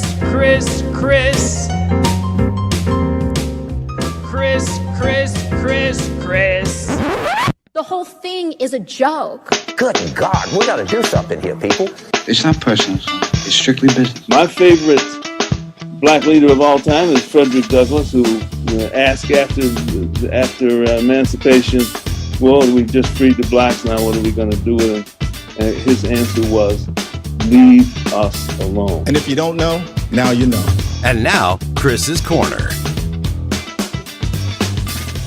Those of you that have heard my rants in the past, especially around Labor Day, know that I am not a big fan of the labor movement.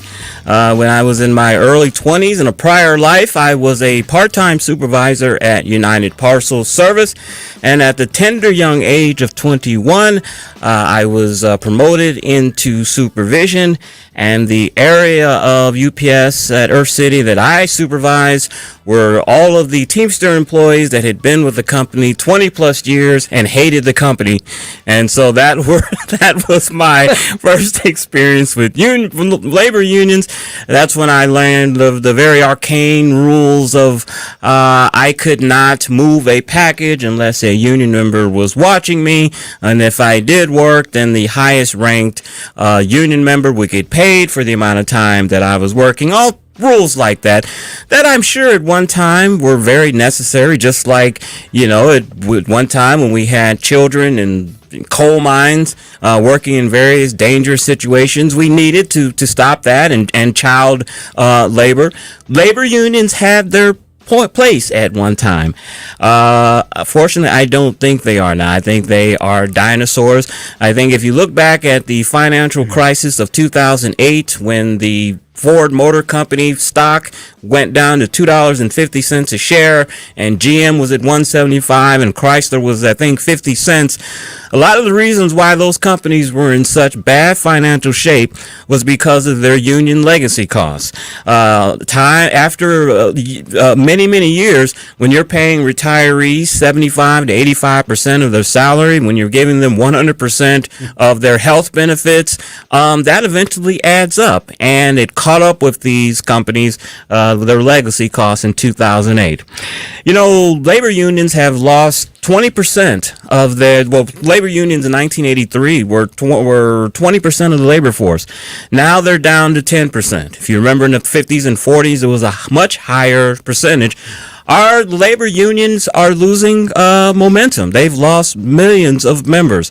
And so they've had a slight resurgence, though, the last few years. We've seen baristas, is that how you say it? Baristas in Starbucks that are unionizing. We see people in Amazon warehouses that are warehousing. Well, now the labor union movement is bearing all, so to say, as I was saying earlier. North Hollywood strippers are set to vote to join a union. They are looking to join the local Actors Guild union. Tim, they're saying they need protection because of they don't feel like they have proper work rules and safety because a patron apparently took an unauthorized video. I assume of a lap dance, and the stripper wanted that video back, but the management had a policy that the customer is always right. I'm not making that up. That's what they say. The customer is always right policy, and so they felt that they needed to take some action. They picketed outside the club for a week, and then this actors union decided to get involved with them, and so they will vote to see if they want to join a union. It'll be very interesting to see what they go on strike for other things, what type of benefits or something they be asking for. Maybe they have a certain rules they'll be negotiating that the customers can't do this or that. Be very interesting. But Tim, Stell, looks like the labor movement is making a resurgence, and it's making its resurgence on the backs of strippers. Did I go there, so to speak? Dun, dun, dun. Who would have thought? And that is Chris's Corner, courtesy of my lovely wife. She sent me that article, and I said, you know what? That's going to be Chris's Corner today. The actors, Thank you, Becky. The Actors Guild, huh? Yeah, well, the Actors Guild. You know, Chris, I guess they don't call it the Soje Ballet for nothing. Well, huh? it's Soje Ballet. You know what? And you know what that brought to mind? If the Actors Guild wants to unionize the strippers, then that tells me there must be a pipeline between stripping and to the adult movie set. So you might as well get them, have them join the Actors Union before they get there early, and you've got them all signed up. Well, let's be honest. Whether you like it or not, that's a big industry. That is a big industry. $1 billion. And you know, Chris, I always caution people, no matter what industry they might be in, whether it's you know, one of the professions almost oldest known to man, or, you know, working on an assembly line somewhere, be careful what you ask for, because, you know, they're only thinking of the protections they might get. They're not thinking, Chris, are they, of all the responsibilities and the duties and the requirements that they're going to have to the union. And you know what, Tim, unions sound like a fantastic thing, and brotherhood, and you can all band together for higher wages. It's a great thing. But I don't know how successful this will be in this industry, because granted, it doesn't take a lot of skill to take your clothes off.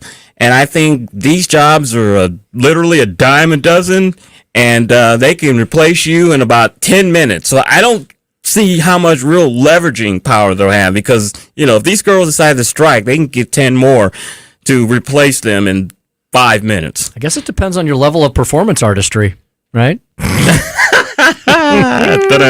We can do a lot of jokes on this one. We can be here all week. Oh, yeah. That's right. Yeah. Mustard chili. Yeah, I mean, exactly.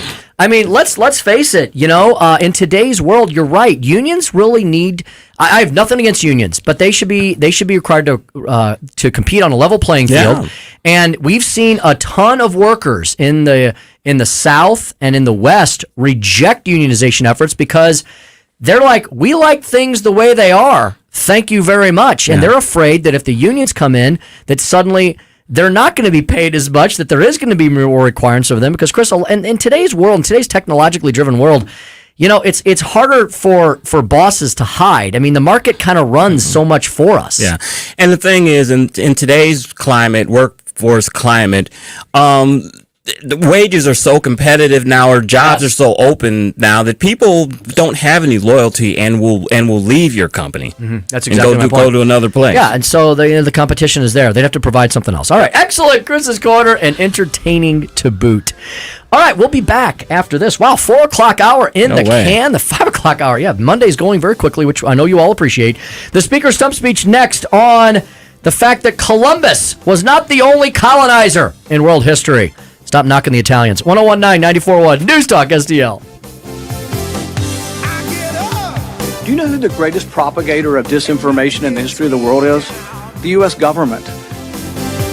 Finding great candidates to hire can be like, well, trying to find a needle in a haystack. Sure, you can post your job to some job board, but then all you can do is hope the right person comes along, which is why you should try ZipRecruiter for free at ziprecruiter.com/free. ZipRecruiter doesn't depend on candidates finding you. Its powerful technology identifies people with the right experience and actively invites them to apply to your job. You get qualified candidates fast. So while other companies might deliver a lot of hay, ZipRecruiter finds you what you're looking for. The needle in the haystack. 4 out of 5 employers who post a job on ZipRecruiter get a quality candidate through the site within the first day. ZipRecruiter, the smartest way to hire. And right now, you can try ZipRecruiter for free. That's right, free. Just go to this exclusive web address, ZipRecruiter.com/free. That's ZipRecruiter.com/free. ZipRecruiter.com/free. Since 2007, the state of Missouri and local governments have handed out almost $5 billion in tax subsidies or abatements to private developers. That money could have gone to basic services like schools and public safety. And studies show these subsidies don't produce the promised jobs and growth. If developers want to build a sports stadium or shopping mall, why should they be given our tax dollars to do it? It's time to reform economic development subsidies. The Show Me message has been brought to you by Show Me Institute and Show Me Opportunity. Mike Ferguson in the morning. Mark Harder, county councilman for St. Louis County. Did you have a mullet, Mark? Oh. You know, actually, I did used to grow a little bit longer in the back. Okay, before we get into the serious stuff, I went to that metal concert with the 80s metal bands. In between the sets, I was mullet hunting with my camera and sending my wife pictures of some of the best mullets. You know they're coming back. That's what I've heard. We need to put a stop to that. Yeah, please. Weekday mornings, 5:30 till 9 on News Talk STL. KLGY HD3 Clayton, K270BW Bellefonte, KNBS Bowling Green. This is News Talk STL at 1019, 94.1, and always streaming at newstalkstl.com. News this hour from townhall.com. I'm Keith Peters reporting.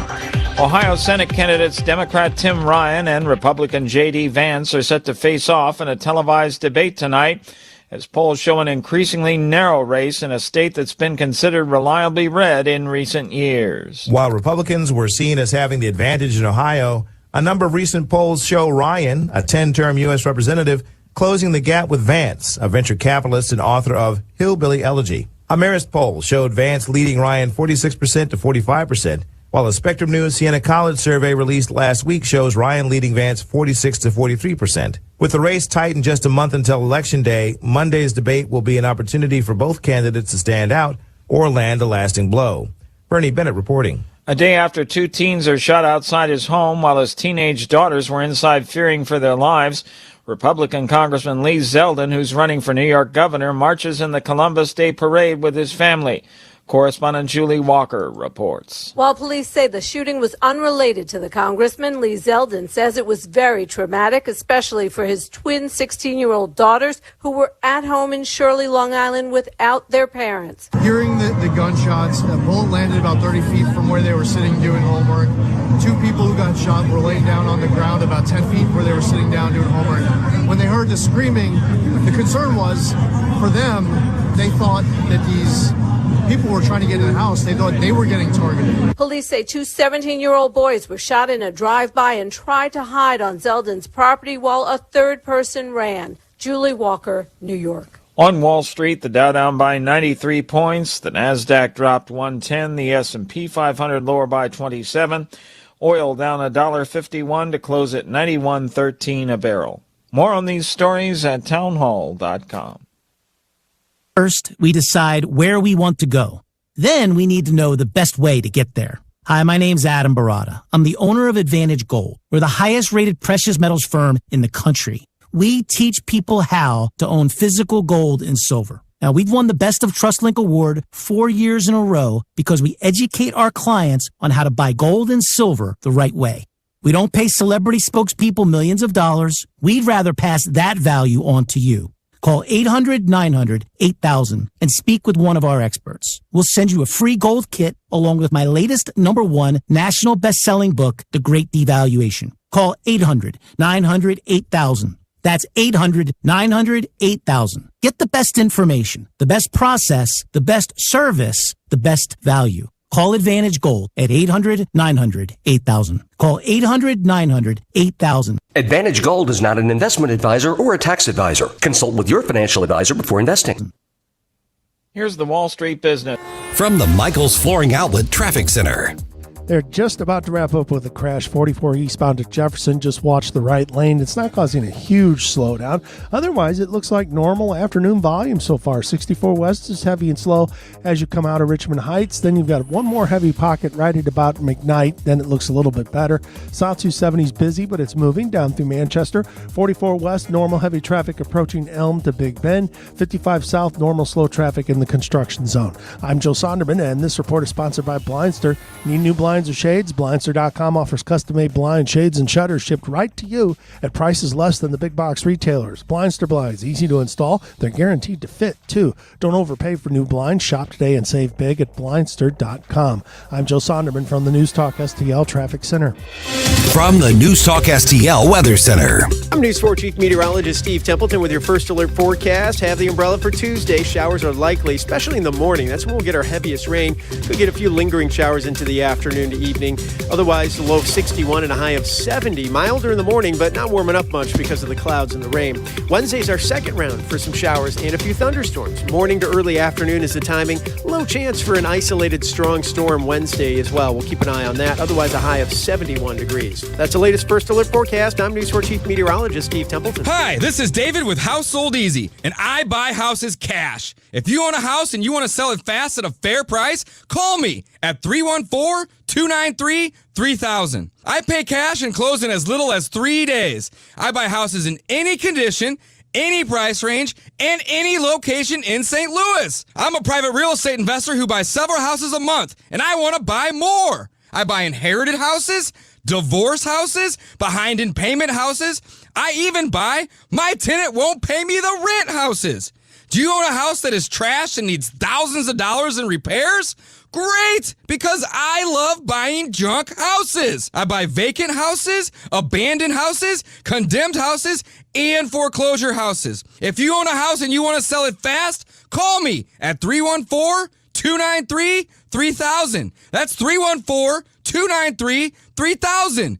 314-293-3000. Subscribe and watch your favorite News Talk STL shows. Mike Ferguson in the morning, The Vic Porcelli Show, Columbo and Katie, Jones and Arps. Webcam streaming on Facebook, Twitter, Rumble. Subscribe and watch News Talk STL.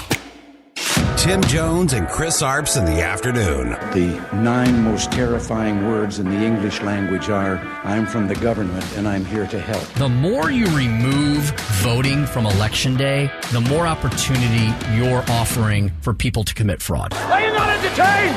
Are you not entertained? I think the Democrats are so short-sighted in this tactic they have now to just cheat at any cost to win elections. You're a lying dog-faced pony soldier. You said you were, but now you got to be honest. I'm going to be honest with you. What are we doing wrong here? As a former leader in the House, I think you can put your finger on it. It's called leadership. We don't have it. Tim Jones and Chris Arps.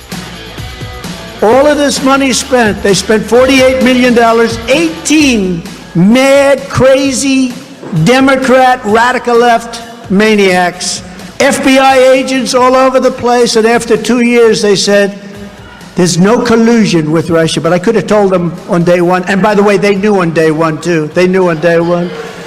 Then we caught them spying on my campaign and getting caught. We caught them spying on my campaign. What do you think would have happened if it was reversed? Let's take Obama, not Biden, let's take Obama, and let's say we got caught spying on his campaign. I do believe they would reinstitute the death penalty very quickly. I'll tell you what, he never fails to make you smile. That's for sure. President Donald J. Trump there, I believe, out in Arizona. Hot races definitely out there. Welcome back to the Tim Jones and Chris Arp Show. 5:07 in the PM here at 101.9, 94.1 News Talk STL. Yeah, Arizona, Chris, it's gonna be ground zero, along with about 4 or 5 other states that we're gonna be watching on election night. Kari Lake hoping to succeed Doug Ducey, and boy, is she a pro, as you pointed out on the campaign trail because she knows all the tricks of the media because she was one of them. Exactly. She's very smooth too. I guess because she's had years and years, and there she is on Fox News. Even though we summoned her. We summoned her. Yeah. Even though she's had years and years of media experience, she's very good on the campaign trail, and I love how she fights back against them and doesn't take their crap. Mm-hmm. She does it very calmly. You know, she just kind of like, here's what it is. And her opponent, who I think, there she is. Yeah, Katie Hobbs. I was going to guess Katie Hobbs, and there she is. Katie Hobbs is on record now with two extreme positions, not just one. She was, it wasn't a hot mic moment either. She flat out, you know what? I love how the left is owning their positions now. She was asked about the abortion question. She said, nope, no restrictions. Abortion on demand up till, I guess, the point of birth. And then, she's honest. I'll give her that. Okay, she's honest. And she was honest, Chris, about another subject, education reform. And she said, she said basically, no way, Jose, no education reform, no way, no how, not one iota. And that would destroy, she basically said, I'm paraphrasing now with my own words, that would basically destroy government schools. How dare we get rid of the brainwash factoriums, right? So, but she embraced that position as well. Can I ask you a question on education? That's very popular in Arizona, by the way, education choice. Is that not one of the states, maybe the only state where the money follows the child? They just implemented that, Stell. Correct. That is correct. They just implemented that law. And the voters reelected Doug Ducey twice, and he was a huge educational choice champion. So I think she's on the wrong side of that with Arizonans on both those issues. And I think that's a growing movement, Tim. You know, I was in Columbus, capital of Ohio, last Thursday at the state capitol, and I attended the Ohio Center-Right meeting, and it may sound familiar to you.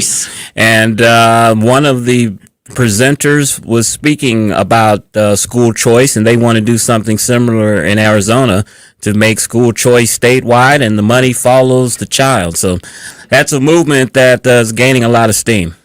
As Gene Evans and other people that we have on to advocate, as the folks from the Show Me Institute and others say, it should be students over systems. Why are we so dead set on protecting the system? And Chris, they always say, oh, well, you're going to destroy public schools. Well, I say, well, public schools are government schools. So tell me, are you protecting the government, or are you advocating for the child? Is what I want to know. Do you know the Ohio Center-Right gentleman? I do. I'm trying. Do you know his name off? I don't. He's a tall guy, dark hair, balding a little bit, maybe.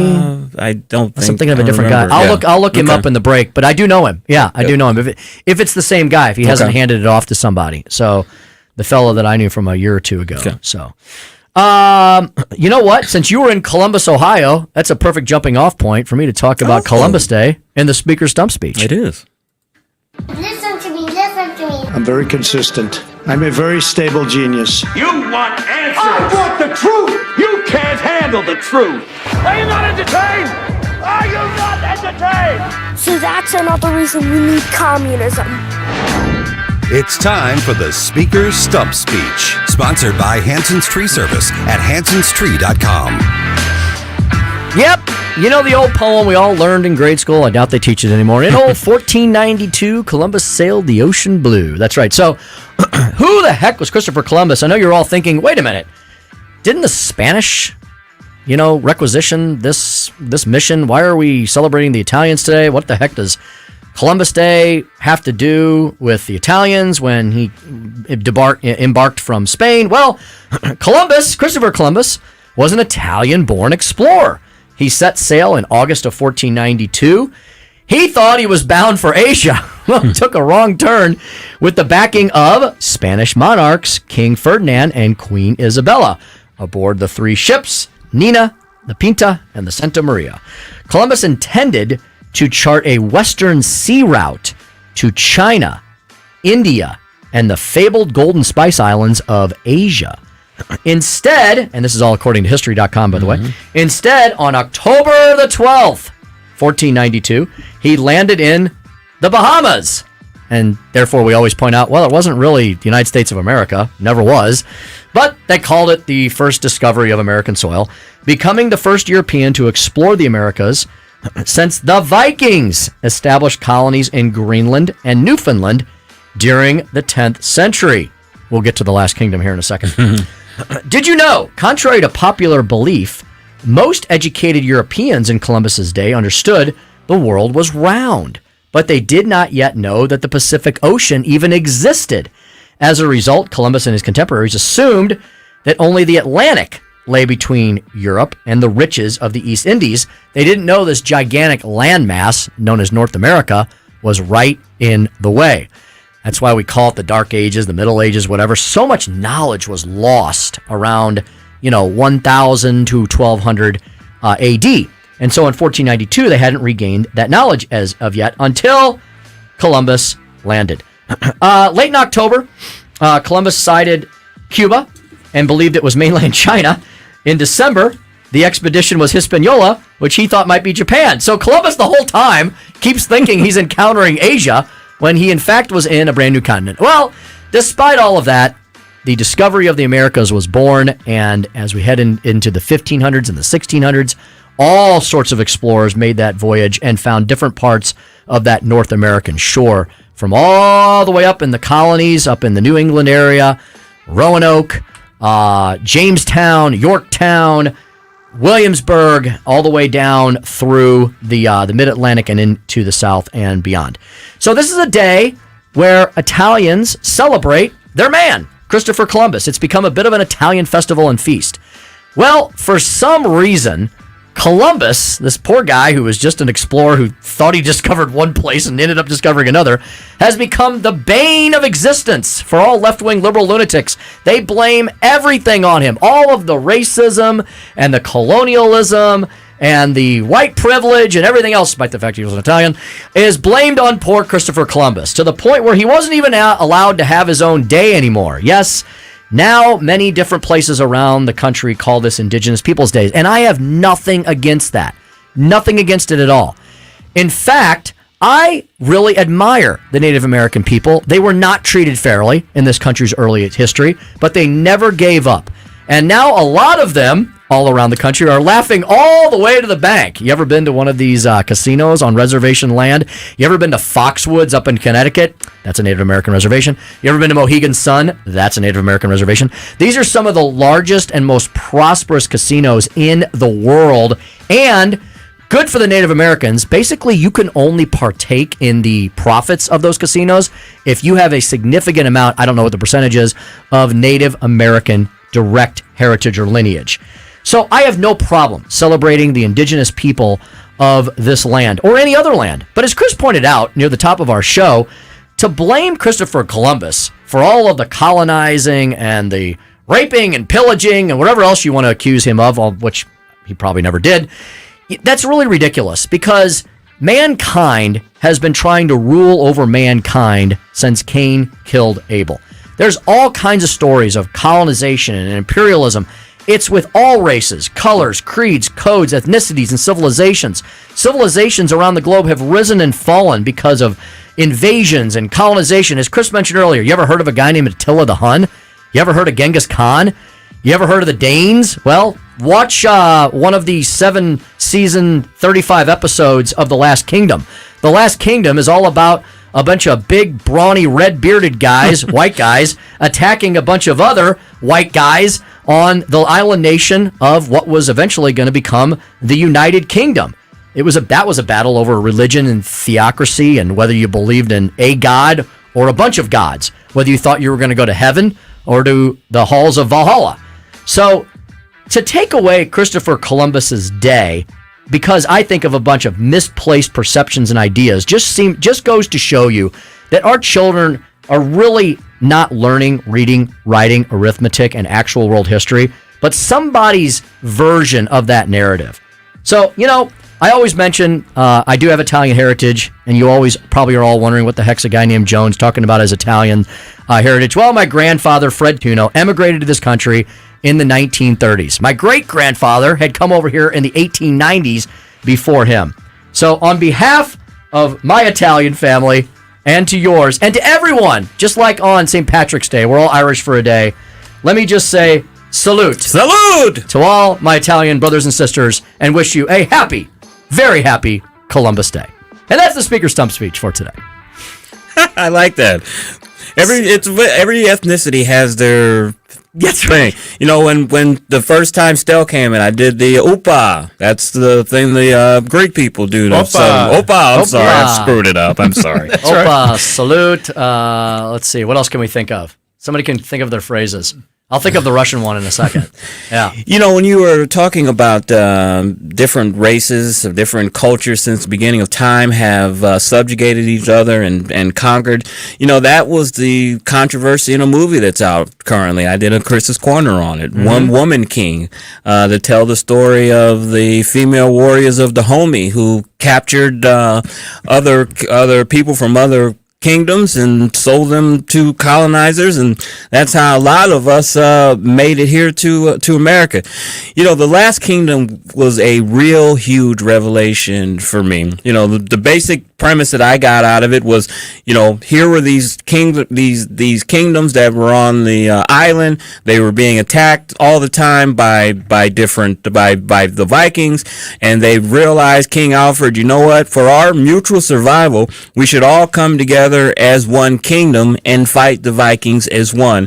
And that just opened up a real revelation for me, because I started thinking, you know, maybe that's what Africa, some of the Africans should have done instead of fighting each other and selling each other to colonizers because we were feuding. Then what if there had been a figure like King Alfred in Africa that decided to unite 6 or 7 different kingdoms together? It would have been more difficult to colonize East Africa if you had all of these kingdoms together as one and could fight back. But because you had all these different kingdoms, they weren't together, it made it easy to divide and conquer. And Africans were a part of the slave trade. That's just something that we just have to take into account as history. And, you know, people may say, well, you know, shouldn't we evolve away from that? Well, not as long as there's good and evil in the world, right, Chris? Because there's some people that are going to have evil, quote, kingdoms. You know, we call them countries these days. You know, the folks running the Communist Party of China, governing China right now, the mullahs in Iran, Kim Jong-un in North Korea, you know, they have no interest in singing Kumbaya or We Are the World, right? I mean, they have their own interests. They have their own selfish interests. The Chinese want to be the world's #1 superpower, economically and militarily, and they've achieved massive strides towards that goal, if they ever make it, over the last several decades. Yeah, and we've largely helped them. They want to control the Pacific, and they've done a lot to facilitate that by building all of those man-made islands, all of the military operations they've been doing around Taiwan and Hong Kong to invade them. And if we ever tried to help them, you know, they've put a lot of things in the way of that. So. It's a scary time. It absolutely is. So, you know, my point on this was, you know, you can go after Columbus, I guess. I mean, Columbus was not a warmonger. Yeah. The guy was a pretty simple explorer, right? He was hired by the Spanish government to sail west and find new lands. It wasn't like he set out with an army to conquer anybody, you know? And, you know, the criticism is because Christopher Columbus and his crew were from Europe and they came over to the New World, that they brought diseases that the Indians didn't have any immunity for, and so that wiped out a lot of them. And, you know, there are some people that say that was intentionally done in some cases, putting smallpox or whatever on blankets. That's all history. Everyone has a dark side of history. None of us are perfect. But to take away the achievement of Columbus, and now he's this hated, reviled figure that has his holiday taken away from him and statues taken down in cities, is just ridiculous. You'll be happy to know, I'll wrap this up with this, is that in New York City, of all places, Chris, they had a huge Italian American. They had a huge Columbus Day parade today in New York City, and I heard a bunch of clips of it. It sounded like everybody had a great time. Oh, yeah. And there was much surprise, Vic Porcelli, eating and drinking along the way. Hey, they were trying to cancel Columbus Day in New York, and the Italians were like, "We're not having it." No, there's too many of them there. Yeah, they're like, no. They brought in Tony Soprano's family. Exactly. Yeah. All right, we got to get to a break here. It's 5:22 here in the Heartland. Think of how much different things would be if Columbus actually used his triptych from AAA. And it found China instead. Exactly. It'd be a weird world we live in. It just crossed my mind. That makes my head hurt still. All right, we're gonna come back with Susie Moore. Smoozy Q will join us next from Red State. We'll find out what's happening on Red State and everything in Smoozy Q's brain when we return here on the Tim Jones and Chris Arps Show at 101.9 94.1 News Talk STL. You're listening to Tim Jones and Chris Arps. Man, it's a hot one, like 7 inches from the midday sun.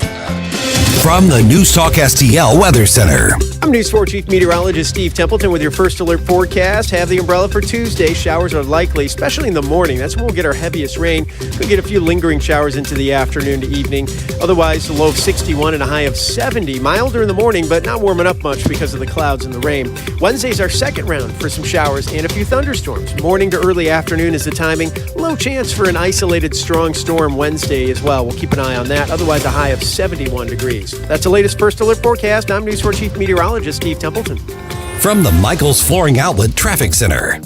We've got a serious crash with multiple injuries. Kings Highway at St. Louis Avenue. At the Rock Road in Lackland, they're on the scene of a crash. The interstates are doing better. Eastbound 70 still slowed down at the Musial Bridge due to the road work. 64 westbound, there are some pockets. McCausland through McKnight, but it's not a complete jam. South 270 looks good now at Manchester. No other major issues. I'm Joe Sonderman. This report sponsored by Blindster. For new blinds or shades, go to Blindster.com. For custom-made blinds, shades, and shutters, shipped right to you at prices less than the big box retailers. Blindster blinds are easy to install and they're guaranteed to fit. Don't overpay for new blinds. Shop today and save big at Blindster.com. Joe Sonderman from the News Talk STL Traffic Center. If you believe Brandon and the supply chain issues are still in crisis, or even if you don't, hurry into Southern Armory, your Second Amendment headquarters, for the best selection of firearms, suppressors, holsters, ammunition, pepper spray, and knives. Browse through our constantly changing inventory, order something special, or have us repair or modify that firearm that you've been putting off. Try our firearms training simulator. See the demo video on our website. Come into Southern Armory, 9901 Watson Road, 1 mile east of 270 and 44, and southernarmory.com. That's southernarmory.com. Hello, St. Louis. Do you suffer from dry cough, static electricity, shocking the pet's nose when you go to pet them? Then you're in need of an April Air whole home humidifier. Jones Air and Water will install an April Air 600 model in the month of October for $650. For all News Talk listeners, find us on the web at joneswater.com or call us at 636-899-1040. You can be a filter or buy a filter. Jones Air and Water, 636-899-1040. Have you been floored? Not until you've gone to Michael's Flooring Outlet. They've been a locally owned and operated family business for more than 28 years. You want variety? Michael's has carpet, hardwood, laminate, ceramic tile, luxury vinyl, natural stone, and many other options. Save money and get quality at Michael's. Plus, your installation will be done right the first time when you hire the experts at Michael's. You can shop in store at one of their 3 convenient locations or shop from home. Check out everything that Michael's has to offer at igotfloored.com. Decision 22 News. The inflation, gas prices. Decision 22 Analysis. The things the American people want to hear about. Decision 22 Opinion. Same old tired talking points. In St. Louis, Decision 2022 happens right here. News Talk STL. This hour of Jones and Arps is brought to you by Stifel. Contact your Stifel financial advisor at stifel.com. That's STIFEL.com.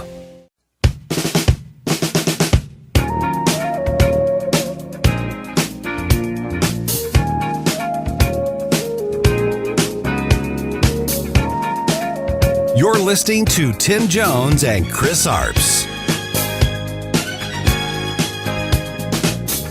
Girl, close your eyes. Let that rhythm get into you. Well, what happens if one of them gets out and does something horribly wrong? First and foremost, it would be catastrophic and be personally devastating if somebody hurt somebody. That there's always that possibility theoretically. Yeah. John Fetterman says, well, that's okay. We can let the inmates run the asylum, and I really could care less. Yeah, and, we've heard all of these cases, especially in New York, of these people that are committing horrific crimes, and they're being let out because of no bail. I heard a horrific story today where this woman's husband had beat her and all of this, and she wanted to get a restraining order. He got put out on without bail. And he said she was telling friends that he's going to end up killing me. He did kill her, and I heard that the woman had a bulletproof vest on. Isn't that crazy? I mean, the random acts of violence that have occurred, including the one, Chris, on the very doorsteps of Lee Zeldin's home in Long Island. And I can tell you, I'm familiar with that area. I lived on Long Island for a time. You're talking basically, Chris, like if that had happened in like Kirkwood or Maplewood or Webster Groves, just a normal suburban community. And there was apparently these two guys on the run from the law or something. They ended up out in I don't know if it was Nassau or Suffolk County. And Lee had gone to the Bronx for an event. His two teenage daughters were home, and smart young ladies, they basically barricaded themselves in the bathroom. The bullets were flying all around them just because it was nothing to do with them. It was just that's where these two gangsters ended up. It's crazy. And apparently one of them was fleeing from someone shooting at him, so he decided to hide under the congressman's porch. His two daughters were in the kitchen doing their homework, heard the shots, as you said, and barricaded themselves in the bathroom. Let's bring in caller Rebecca first, then we'll get to Susie Moore in just a secondo. Rebecca, good afternoon. Welcome to the Tim Jones and Chris Arps Show. You're on the air. Go right ahead. Hi. Rebecca? Rebecca, are you there? I can hear the line. Rebecca, you're there. Are you on? 3. Okay, we're gonna have to move 2, on. 1. All right. Sorry, Bye-bye. Rebecca, we couldn't hear you. I don't know. Someone's on with our phone line earlier, Jim Talon. All right, let's get to our next guest. That would be none other than Susie Moore of Red State, who's joining us next right now. In a second. Susie Moore. There she is. I didn't know that she was under the name Susie Q. She is. She is. She is. Oh, Susie Q. Oh, okay. I love you, Susie Q. I'm the boss. How about that? She's very demanding. She's kind of a high maintenance. High maintenance. Yeah, it's fancy intros and so-ons and so forth. Good afternoon, Susie Moore. Hi, I was sitting here eating my green M&Ms waiting for my intro. Green M&Ms. At Smoozy Q on Twitter. She's deputy managing editor there at Red State, redstate.com. Susie, what are we going to talk about today? I don't know. There's so many options. Oh, you know what? Chris mentioned this in one of the breaks. How about I throw this to you because it's the top line story at Red State. Neri Martinez ripped the scab off the LA City Council's race and class problem. Story on Red State by Jennifer Oliver O'Connell. That's quite the story coming out of La La Land, isn't it? It is. It is. The LA City Council, which, by the way, has 0 Republicans on it, has erupted because recordings surfaced of a meeting back in like October of last year, wherein Martinez and several others were having conversations about some of their fellow council members and using racist and bigoted terms in doing so, including and homophobic as well. Oh, that she was too. kind of denigrating one of the council members who is gay, and he and his partner have adopted a black child. So She checked all the boxes, huh? She checked all the boxes. And initially, after all this kind of broke yesterday, issued sort of a tepid apology, like in a moment of, heated rhetoric. I misjudged what, was one of those lame-o apologies. And now it sounds like she's stepping down, at least from her leadership position, possibly. I don't know that she's resigned from the council. Susie, as you know, non-citizen voting is very dear to my heart. The issue that I work on with Americans for Citizen Voting. I saw a headline there on Red State that just raised my blood pressure about 20 points. Colorado accidentally sends out 30,000 voter registration cards to non-citizens. What the heck is going on with that, first of all?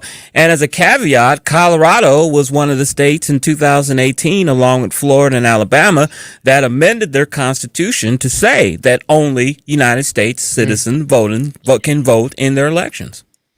Yeah, I think if I'm recalling correctly, the number of cards sent out was actually 3,000, not 30,000. Okay. Not that makes what happened Okay. any better. It's still horrible. No, it says 30,000. You're right, Chris. I'm wrong. Mhm. See, that shows you how much. I thought maybe the headline much I hadn't been know. updated yet. That's why I didn't say anything. No, I thought it was 3,000 when I initially saw it. No, and that's not a story I've had a chance to read yet. I've been so busy hopping on other things today, and I haven't actually gotten to dig in and see exactly what happened here. But obviously, it's concerning when you know that those are being sent out to people that aren't supposed to be allowed to vote. Yeah. Accidentally. I like how that was the quotations. Accidentally, yeah. There's so many things that happen accidentally, like updating the terms to PayPal, things like that. Susie, the Hunter Biden laptop from hell story should have been one the last time we had a national election. And even though it's not a presidential year, it is a national midterm year. And it appears that this time around, they can't claim, the left and their willing accomplices in the corporate media, can't claim that the Hunter Biden laptop is not real. They can't claim that it's not authenticated. They can't claim that it's subject to skepticism. No one's denying that it's Hunter's laptop. No one's even denying the content of it. So Hunter Biden's going to sort of be a story this time around, depending on if media other than Red State will cover it, right, Susie? It depends on how much attention it actually gets and how much it actually sinks into the consciousness of the American psyche. But at least they're having to deal with it this time around versus just pretending it doesn't exist, right? It's true. It's true. Now, interestingly, we're talking about almost exactly 2 years ago when this all broke initially. And of course, Red State covered it. The New York Post covered it and got themselves censored and thrown off of Twitter for the trouble. And anyone who tried to share the story had met the same fate, at least temporarily. So I think we're going to not see that happen this time around. You're not going to see the level of suppression. You won't see 51 former high-ranking officials signing a letter saying that this has all the hallmarks of Russian disinformation, because that won't fly anymore. Because Biden is not himself on the ballot, even though his policies are, even if they end up potentially charging Hunter Biden with some of these crimes, my suspicion is that that's not going to move the needle all that much for the current congressional races, because any one of those candidates can say, hey, I support President Biden's policies. I'm concerned about this too. We need to look into it and see if there are any issues with Hunter Biden. But of course, he's not the president and I'm not supporting his policies. Susie, former President Trump won Ohio in 2016 and in 2020 by 8 points. Seems that Ohio's kind of trending red away from purple a little bit. There's a important Ohio Senate debate tonight. It looks like that race is closing in a little bit. Are you going to be watching this debate, and what will you be looking for? I'm probably going to be sort of tuning in, dipping in here and there. I'm still going to be busy trying to handle some other things with the site, and that may keep me from being able to watch it closely. I know we will be reporting on it because that is a race that we are watching closely. The last I saw, Vance was leading Ryan by maybe a point in the polling, but it is still very, very close. And obviously Ryan is a sitting congressman, and it's just it's hard to say exactly how that will go. With Ohio being that sort of purplish hue of red. There, just like we talk about how in the past Ohio has been sort of a bellwether with the presidential race, it will be very interesting to see how that particular Senate race goes, because I think that's going to be indicative of just how powerful the momentum for the Republicans is and has been.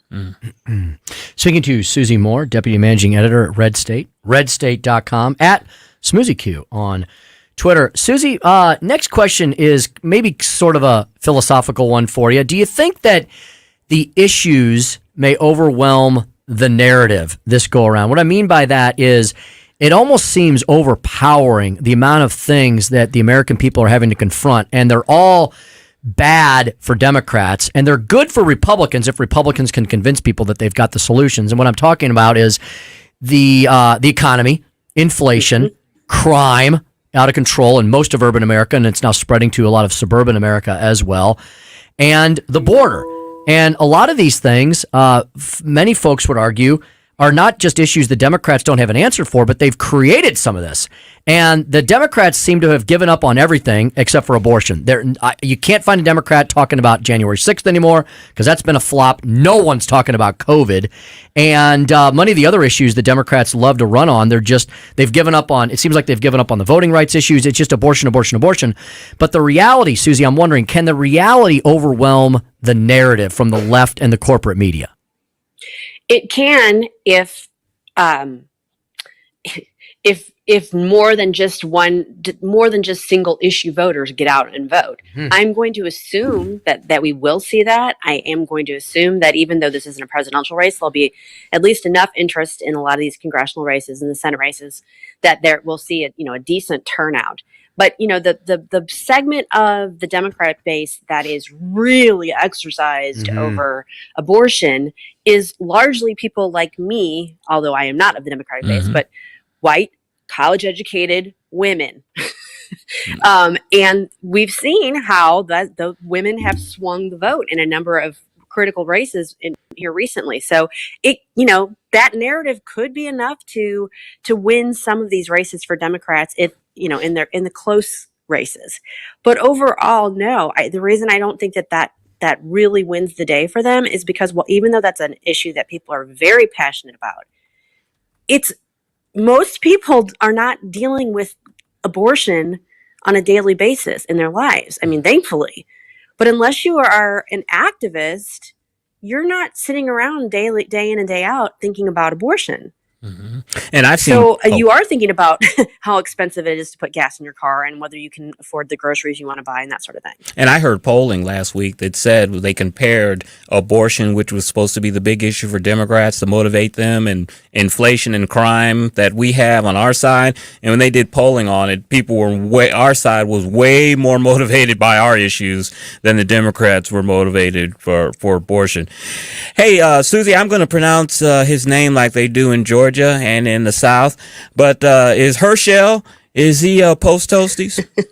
I've never heard him called Herschel. Yeah, that's how you say it in the South. It's Herschel. I kind of like that, Herschel. Yeah, Herschel. Well, the sign there's some indication that the latest sort of scandals that have troubled him may be enough to prompt him to lose the race, even though they're still pretty close. And Warnock is not exactly of sterling character himself. Here's what I don't get. If you're a Georgia voter and you're going to vote for Brian Kemp for governor, which the signs are pretty clear that he's got a pretty steady lead. Are there that many people that are going to split that ticket? Or, there may be a segment that leave the Senate, Senate race blank just because they can't bring themselves to support Walker. I don't know. Kemp may pull him across the line. I agree. I don't know. Yes. Herschel. Yeah, Susie, with an 8-point lead, which I think Kemp has in a lot of the polls, and it seems to just be getting bigger. You're right. The only way Herschel loses is if people just leave it blank, right? Because I don't see a lot of Kemp Warnock voters out there, right? No. I do imagine there are a few who will just say, you know what, I'm just going to not vote in that one. I can't do it. But that'd be a really weird split ticket. It'll be interesting to see if we can tell from the data after the race is over, whether there were and how many split tickets there were. And then what do you see if there's a runoff? Boy, I don't know. That's a coin flip. Let's get through November 8th first, and then we can talk about whether or not there's a runoff, because who knows? Well, we need your punditry. I don't have any. Susie, before we let you go, I think we heard it earlier today, but that was like 2.5 hours ago, and our memories aren't that good. Exactly. More to the point is about what this week? What are we hearing on News Talk STL? Oh, it was about the PayPal kerfuffle. Oh, yes, PayPal. Yeah, how much did they step in it? Oh, big time. And I know I saw people on Twitter today saying, I'm trying to cancel my account and it's not letting me. I think it's because their systems were being overwhelmed. That's pretty funny. All right, Susie, we'll tell folks to keep an ear out for that and to follow you at SmoozyQ on Twitter. Thank you, Susie. Yeah, and I'm going to be on tomorrow afternoon. Oh, that's right, because I'm not going to be here. And she reminded me on Sunday because I forgot or did something. So it's Chris and Susie tomorrow. Very That's good. right. Looking forward. Oh, we ask everyone to tune in and hear you once again for a Tuesday. Susie, thanks for filling in tomorrow, and we'll talk to you soon. See you guys. When we come back, you're going to have to fill me in on the PayPal thing. I have no clue what you guys are talking about. Yeah. There was a PayPal really stepped in it, Chris. Okay. They made we'll tell our listeners about that. I know nothing. They in very abbreviated form, they went woke. They went woke and they may go broke now. Can't wait to hear it. Yeah, we'll talk about that. And Chris, I found some new. You got to search for these now. It's like the media's burying them. New Joe Biden opinion polls, favorability polls, and they're not doing well. If he had a bump a few months ago, it's kind of the balloon's been deflated. And are they polling the people that vote every 3 years? Yeah, they're like, is there a Democrat out there who wants to take this poll, please?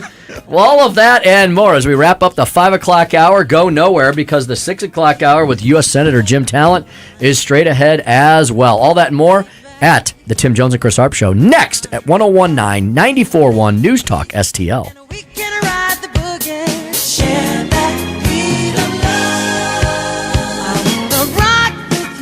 Like us on Facebook at News Talk STL.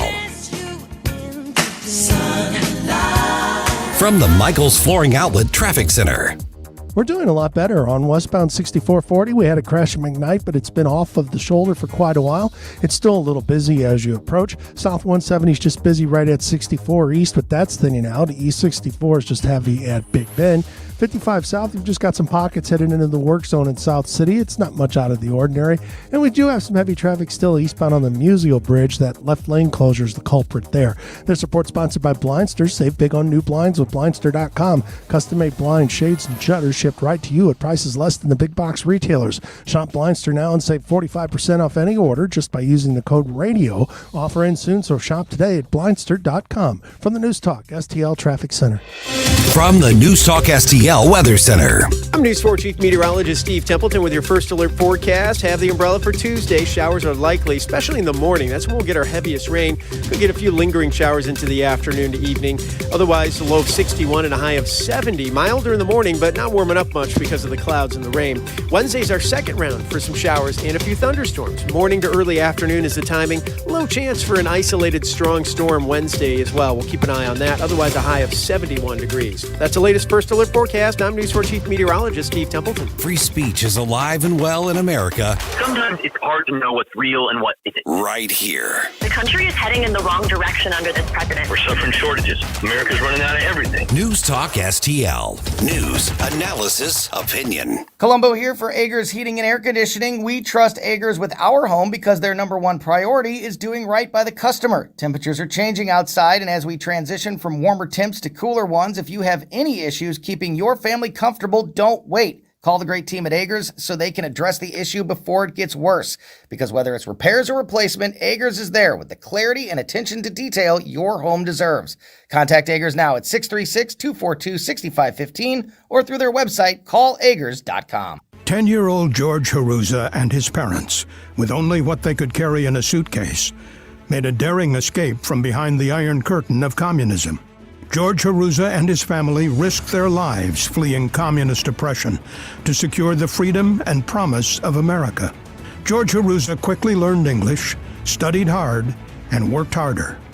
Overcoming every hurdle in his way, George Haruza is now a world-renowned surgeon, educator, and physician leader. So I do believe in a limited government. Governments should provide for the people who are really in need, encourage everybody else to rise up to their potential, and then mostly get out of the way. Now George Haruza wants to bring his record of getting good things done to the state Senate, and George Haruza understands the mission. George Haruza for State Senate, a record of getting good things done. Paid for by Haruza for Missouri. Mike Ferguson in the morning. On Tuesday's program, we're going to talk to one of the hopefully soon-to-be state senators that the St. Louis Post disgrace says is really scary. Mornings starting at 5:30 on News Talk STL. This hour of Jones and Arps is brought to you by Stifel. Contact your Stifel financial advisor at stifel.com. That's STIFEL.com. You're listening to Tim Jones and Chris Arps. The White House wants to say, well, this is a nuanced issue. There is nothing nuanced about being intentional in what you're doing. Day one, declaring an end to the Keystone Pipeline, ending offshore, putting 1 million acres in Alaska out of reach, no new leases, ending fracking, drawing down the Strategic Petroleum Reserve at 1 million barrels a day. No plans to refill this. No plans. So, of course, the price is going up. And the interesting thing, OPEC will vote tomorrow about whether or not they want to limit production. And we have to bear in mind, we have no leverage with OPEC. The OPEC nations combined together are one of the top 5 holders of U.S. debt. There you go. You know, Chris, I always say, don't underestimate people like Marsha Blackburn just because they have a southern accent. You know, she's a smart lady.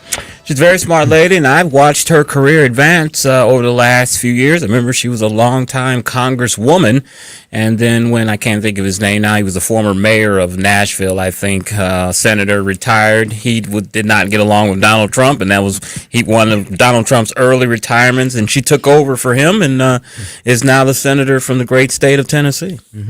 Met her one time, maybe once or twice back in my other career when we did a stop in Nashville, and she came and spoke at an event, and she stayed. She's one of these people, they're rare, who will stay until the very end of the event and shake every person's hand until everybody's gone. When was this?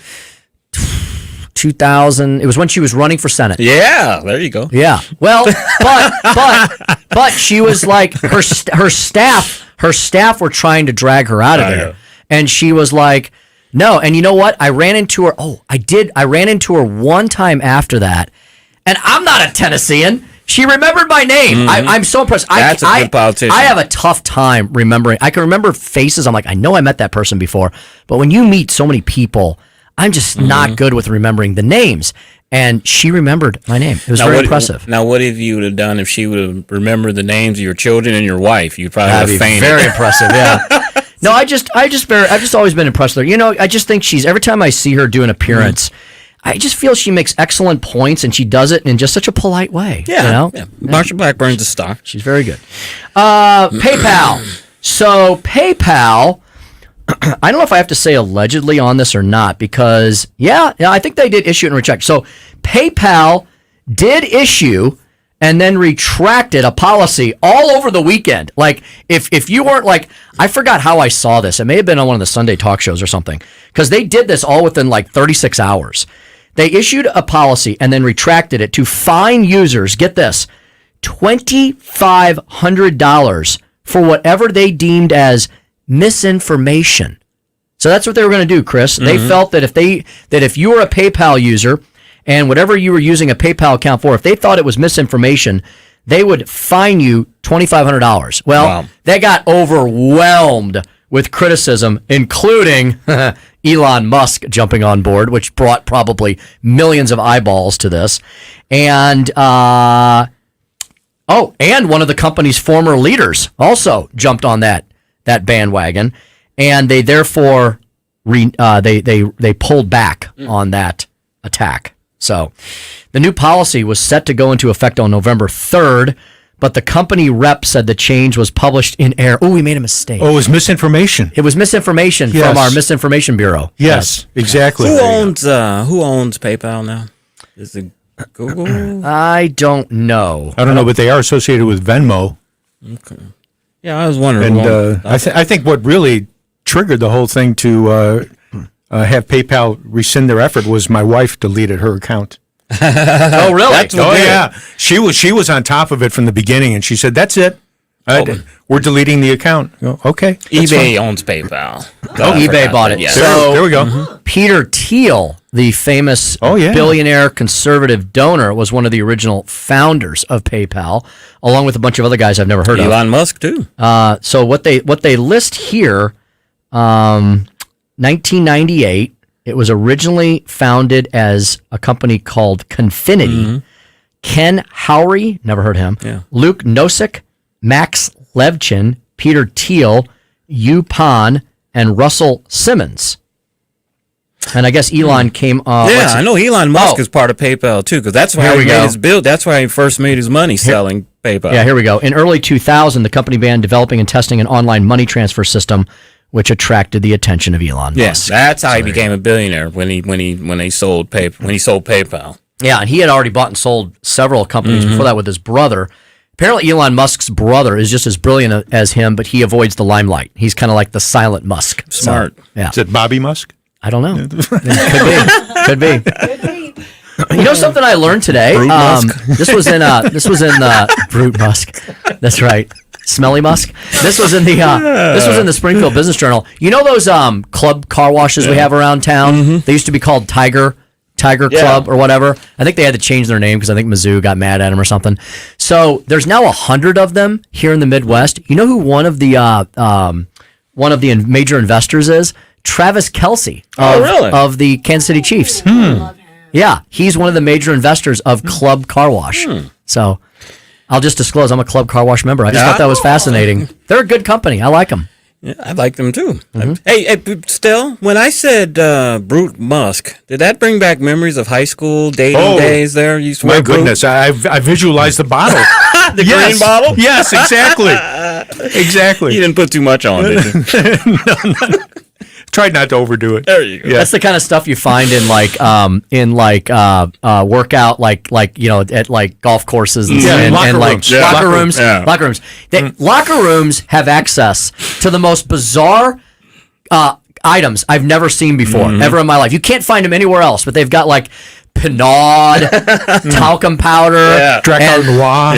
and just the weird gels and things. I'm like, where do you guys buy this stuff? It's the most off-brand weird stuff I've ever seen. And it's always weird to me that there's some guy in the bathroom just camped out to hand you a towel. It's like, is this your job, really? You just sit here all day and watch men use the restroom and give them towels afterwards to wipe their hands off and cologne? Those guys always have a big giant basket of money, though.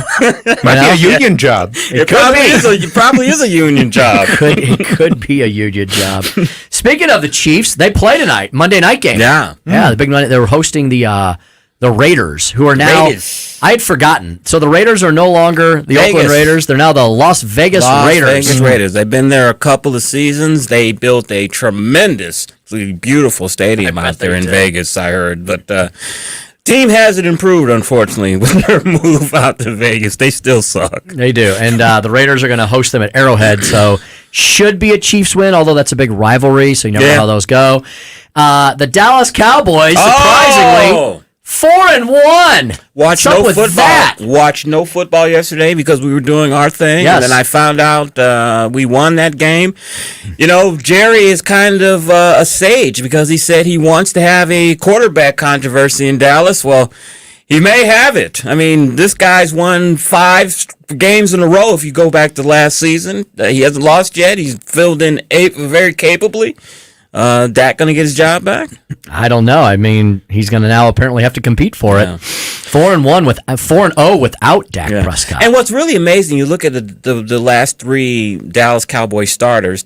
Romo got his job because somebody got hurt, and now Dak got his job because Romo got hurt, and now Dak is hurt and someone has his job. It's kind of weird how that's that's shaping up. And the Philadelphia Eagles are the last remaining undefeated team in the NFL.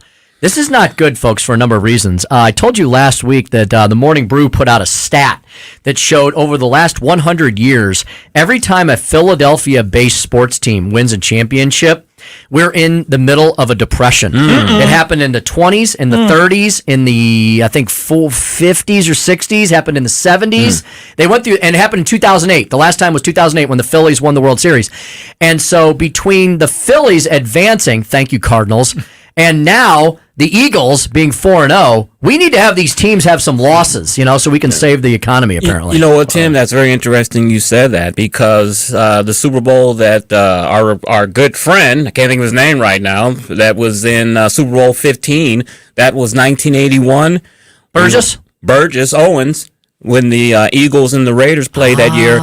1981, we were in the height of a recession. Yeah. Every time the Phillies go to a championship game, they don't even have to win it. They just have to go to the championship game. We end up being the world upside down. That is interesting. Isn't that fascinating? Mm-hmm. Yeah, I'll tell you. Who would have thought? Sports have a lot of weird statistics that come out of them that have to do with life itself. It makes you wonder about the synchronicity of all those things. Where's the brotherly love in the city of brotherly there love? There is none. No, crimes through the roof. Look, I remember when Michael Irvin got hurt in a Dallas Cowboy Eagles game, and they cheered when they took him off the field. Those are Eagles fans. Yeah, they used to throw batteries at the old Veterans Stadium, which was a dump, by the way. All right, we got to get out of here because it is 5:57 in the Heartland. We'll be back with U.S. Senator Jim Talent right after this and more. Keep it right here on a fantastic Manic Monday show, the Tim Jones and Chris Arps Show, 1019 94.1 News Talk STL.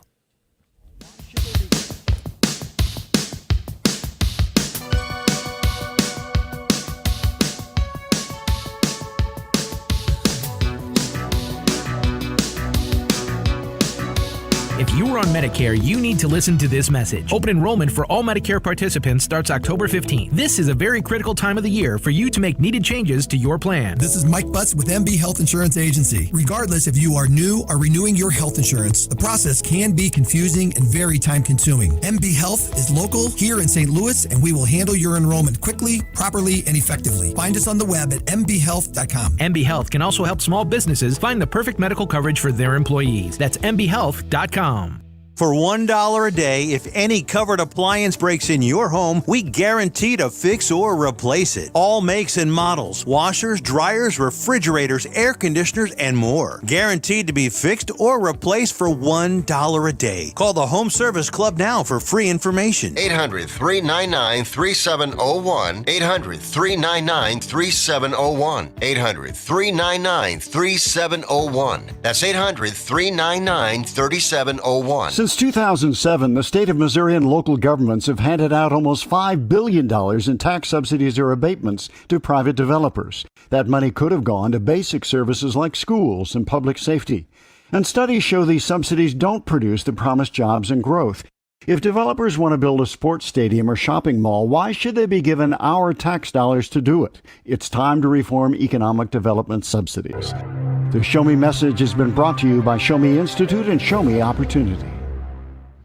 What's happening? The government September employment report. The unemployment rate is 3.5%. The reason we're investigating Hunter Biden is because we believe he's a national security threat. The latest news, analysis, and opinion. OPEC's decision to cut production. OPEC decided to turn their backs on the world. Everything has a price. Energy security has a price as well. Right here under the ground, we have oil. Kamala Harris. The United States. It's gross incompetence. 1019 and 94.1 News Talk STL. KLGY HD3 Clayton, K270BW Bellefonte, KNBS Bowling Green. This is News Talk STL at 1019, 94.1, and always streaming at newstalkstl.com. News this hour from townhall.com. I'm Keith Peters reporting. Republicans in Texas have high hopes they'll be able to crack a Democratic stronghold in that state, Hispanics. Texas Governor Greg Abbott says he'll personally work to ensure GOP success in the Rio Grande Valley. We are going to turn the Rio Grande Valley red. We're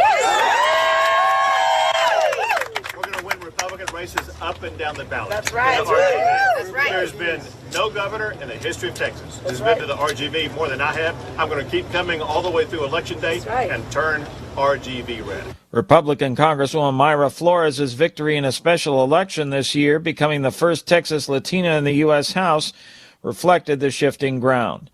Likely 2024 presidential contender and former Secretary of State Mike Pompeo is criticizing President Biden for his response to Russia's war in Ukraine. Pompeo says when it comes to the U.S. response, we have been just slow and late and short. Short on delivering the weapons and supplies Ukraine needs to push back Putin's offensive. They haven't asked for our kits. They haven't asked for our soldiers, our Marines.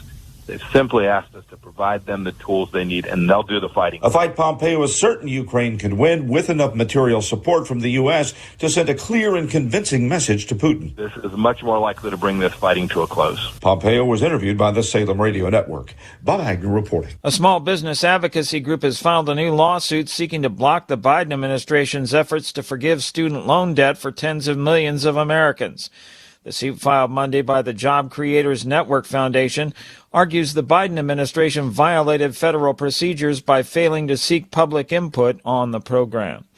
On Wall Street, the Dow down by 93 points, the Nasdaq dropped 110, the S&P lower by 27, oil down to 91.13 a barrel. More on these stories at townhall.com. You know how much you're really paying for life insurance through work?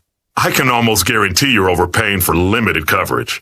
I'm Joel Clark, a Select Quote agent for over 20 years. My clients are shocked to learn how expensive life insurance at work really is because of a rate that's driven up by unhealthy people. Why pay more when you don't have to? For over 35 years, Select Quote has helped people save 50% or more by shopping highly rated insurance carriers. I found a 40-year-old man with high blood pressure, a $500,000 policy for only $18 a month. Don't procrastinate. Workplace open enrollment will be here soon. Let SelectQuote save you money and get you the coverage you need to protect your family. For your free quote in just minutes, call 1-800-865-2266. That's 1-800-865-2266. 1-800-865-2266. Or go to SelectQuote.com. Full details on example policy and carrier ratings at SelectQuote.com/commercials. Price could vary by health, issuing company, and other factors. Not available in all states. Workers at the site of a... From the News Talk STL Weather Center. I'm News 4 Chief Meteorologist Steve Templeton with your first alert forecast. Have the umbrella for Tuesday. Showers are likely, especially in the morning. That's when we'll get our heaviest rain. We'll get a few lingering showers into the afternoon to evening. Otherwise, a low of 61 and a high of 70. Milder in the morning, but not warming up much because of the clouds and the rain. Wednesday's our second round for some showers and a few thunderstorms. Morning to early afternoon is the timing. Low chance for an isolated strong storm Wednesday as well. We'll keep an eye on that. Otherwise, a high of 71 degrees. That's the latest first alert forecast. I'm News 4 Chief Meteorologist Steve Templeton. This hour of News Talk STL brought to you by The Dental Link. Call Dr. Alan Link today, 314-794-6464 to schedule your free consultation. Offices in Baldwin and Melville, 314-794-6464. From home improvement to replacement, do-it-yourself electrical projects can be shocking. That's where Grasser Electric can help. They've been lighting up St. Louis for years. From ceiling fans and dimmer switches to repair or replacing your electric. No job is too big or too small for your home or business. Grasser Electric will even install emergency backup generators. So call Grasser Electric today before the sparks start to fly. 636-441-5200 or go to grasserelectric.com. Hey folks, here's great news for active aging seniors. The Kanega Watch, the only medical alert smartwatch with built-in fall detection. Yeah, the Kanega Watch is much different than the other guys. It's a stylish, discreet watch you can wear all the time. Get help through the watch in one of three ways. Your voice, pushing the watch's alert button, or have the fall detection connect you to a US-based 24/7 monitoring center who'll speak to you through your watch and can send help to your GPS location nationwide. And get this, it can do that even if you're not responsive. This is true 24/7 peace of mind for you and those that love you. Order your Kanega Watch with a full refund 30-day trial period. Call now, 800-413-7152. 800-413-7152. 800-413-7152. That's 800-413-7152. So, what do you want to be when you grow up? I want to be an optimist. A what? An optimist. My dad is one, and he says optimists help kids. He says they have all sorts of activities and programs for kids. Things that help kids feel good about themselves. Dad says they have sports programs, safety programs, and things that are just fun. So, what do you want to be when you grow up? Well, I kind of want to be a rock star, but now I think I might want to be an optimist too. St. Louis's new choice for conservative talk. We need change in our country right now. Live and local. They clubbed us over the head for 2 years. Yep. You want corruption? This is how we get corruption. This is News Talk STL. Tim Jones and Chris Arps in the afternoon. The 9 most terrifying words in the English language are, I'm from the government and I'm here to help. The more you remove voting from Election Day, the more opportunity you're offering for people to commit fraud. Are you not entertained? Are you not entertained? I think the Democrats are so short-sighted in this tactic they have now to just cheat at any cost to win elections. You're a lying dog-faced pony soldier. You said you were, but now you got to be honest. I'm going to be honest with you. What are we doing wrong here? As a former leader in the House, I think you can put your finger on it. It's called leadership. We don't have it. Tim Jones and Chris Arps.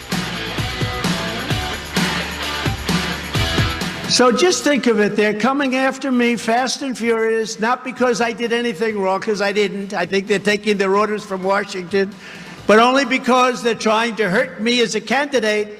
And the millions and millions of people, we had 75 million people. I think it was much higher than that. I think it was much higher. By the way, that's the largest number of people, the greatest number of people in the history of our country that ever voted for a sitting president by a lot. And they voted better than anyone's ever voted before, right? It was the best voting ever. Welcome back to the Tim Jones and Chris Arps Show. You know what? Joe Biden is so boring, isn't he? I mean, at least Donald Trump's entertaining, that's for sure. Welcome back to 101.9, 94.1 News Talk STL. Chris, you got to be loving this weather. One less day of fall and winter. Oh, my God. I looked at the thermostat when I was walking out the house, and I was expecting it to be kind of, cool. I saw 79. I jumped out of my skin with joy. I'm loving this. I hope we can have it all week. Mm-hmm. Well, there's one piece of bad news from the weekend that, we should just get out of the way and never talk about it again. The St. Louis Cardinals never really got their postseason started. What the heck happened to the Redbirds bats? And the thing that concerns me the most is I have not watched a ton of baseball this year. I was able to go to a few games because the Cardinals were sponsors of our station, and I know Chris and I and others use those tickets, and we thank the Cardinals very much for that. Didn't watch a lot of baseball on TV because you can't right now unless you have like cable or you have DirecTV. But now Bally's has come out with a new app that you can watch Blues games, so I assume they're going to add the Cardinals back in the spring, which is good. But on Saturday night, I was actually at my neighbor's house. He invited us over, and we're sitting there staring at the big flat screen at the strike box. And I'm watching our best batters, Goldschmidt and Arenado, is that right? Mm-hmm. Just strike out, and not only strike out really badly. And then our stalwarts, the guys who are all retiring, are getting base hits every time they're up at bat. And so Molina and Pujols are retiring, and they were the only ones worth a hill of beans during this short 2-game series. And the guys who were paying bazillions of dollars didn't do so well. So I'm a little concerned, Chris, about the team next year. Well, one thing in sports, especially when it comes around playoff time and it doesn't matter the sport, that you don't want to peak too soon. You want to be peaking right at the end, going in the playoffs, so you're doing well. And that's what we kind of thought that the Cardinals were doing. But apparently they peaked a little too early. And I think also they looked past the Phillies because that was the best opponent for them matchup-wise. And I think they might have looked past them. And then in that second game, when you just saw our star players just struggling so much, I think they were just pressing so hard, trying to get back in the game, get back into the series, that they looked terrible. And to be honest with you, Nola, the starter for the Phillies, is a really good starting pitcher. So I got to give them credit. You know what bothers me about next year? And this is a little inside baseball, but I'm going to toss it out there. Molina is going to be gone. How is that going to affect the pitching staff? Because he was so critical to the success of this pitching staff for 19 years. Yeah. And now he's going to be gone. I'm wondering how they're going to be able to handle that. But his preparation, the way that he had himself ready for every game and how he worked with the pitching staff, I think it was unequaled. And I say that as a Cubs fan. Sure. That's right. That's right. It was like for me watching Randy Hundley when I was a kid, when he handled the Cubs staff with Fergie Jenkins and those guys. Molina's he's unparalleled. Our consolation prize is that one of the best teams in baseball with 101 victories, the New York Mets, went down in flames as well. So you've got two of the most storied franchises out before it really even gets started. Chris, that being said, Will you now watch any of the rest of the playoffs? Will you check any of it out? No, I've lost my interest in baseball a long time ago. The only time I watch the playoffs are when the Cardinals are in it. Now I don't have much interest. I may watch a couple innings of the World Series just to say I've watched it, but no. I like playoff baseball, so I'll probably watch some of it. You know who you should cheer? You know what? Let me get you excited about a team because the Liberals will hate it the longer they go. The Atlanta Braves and the Chop. Yeah. I mean, I would love to see the Braves go all the way to the pennant and go to the World Series because then the national liberal sports media, which a lot of them are, will have to deal with the Chop and the Braves fans all the way through the World Series. So that would make me smile. Yeah, and that'll be the second year in a row they'd have to deal with them because they won the World Series, and that was when the All-Star game was sent to another city outside of Atlanta. So they really got to rub the liberals in their faces in it. They did. Nose in it. They did. Nose, face. Everything. Ear, folks elbow. Folks can hate me for this if they want, but I'm hoping for a Yankees-Braves World Series. I think that would be fantastic.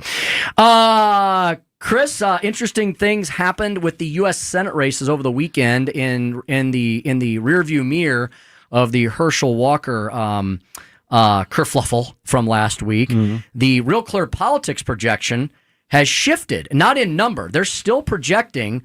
I don't know if it's wishful thinking on their part or what. They're still projecting 52 Republican seats ultimately in the U.S. Senate, but they swapped Georgia for Arizona. They now believe at Real Clear Politics, based on the average of all their polls, that Blake Masters will defeat Mark Kelly in Arizona. And I'm not sure about that because I haven't really seen any polls that show that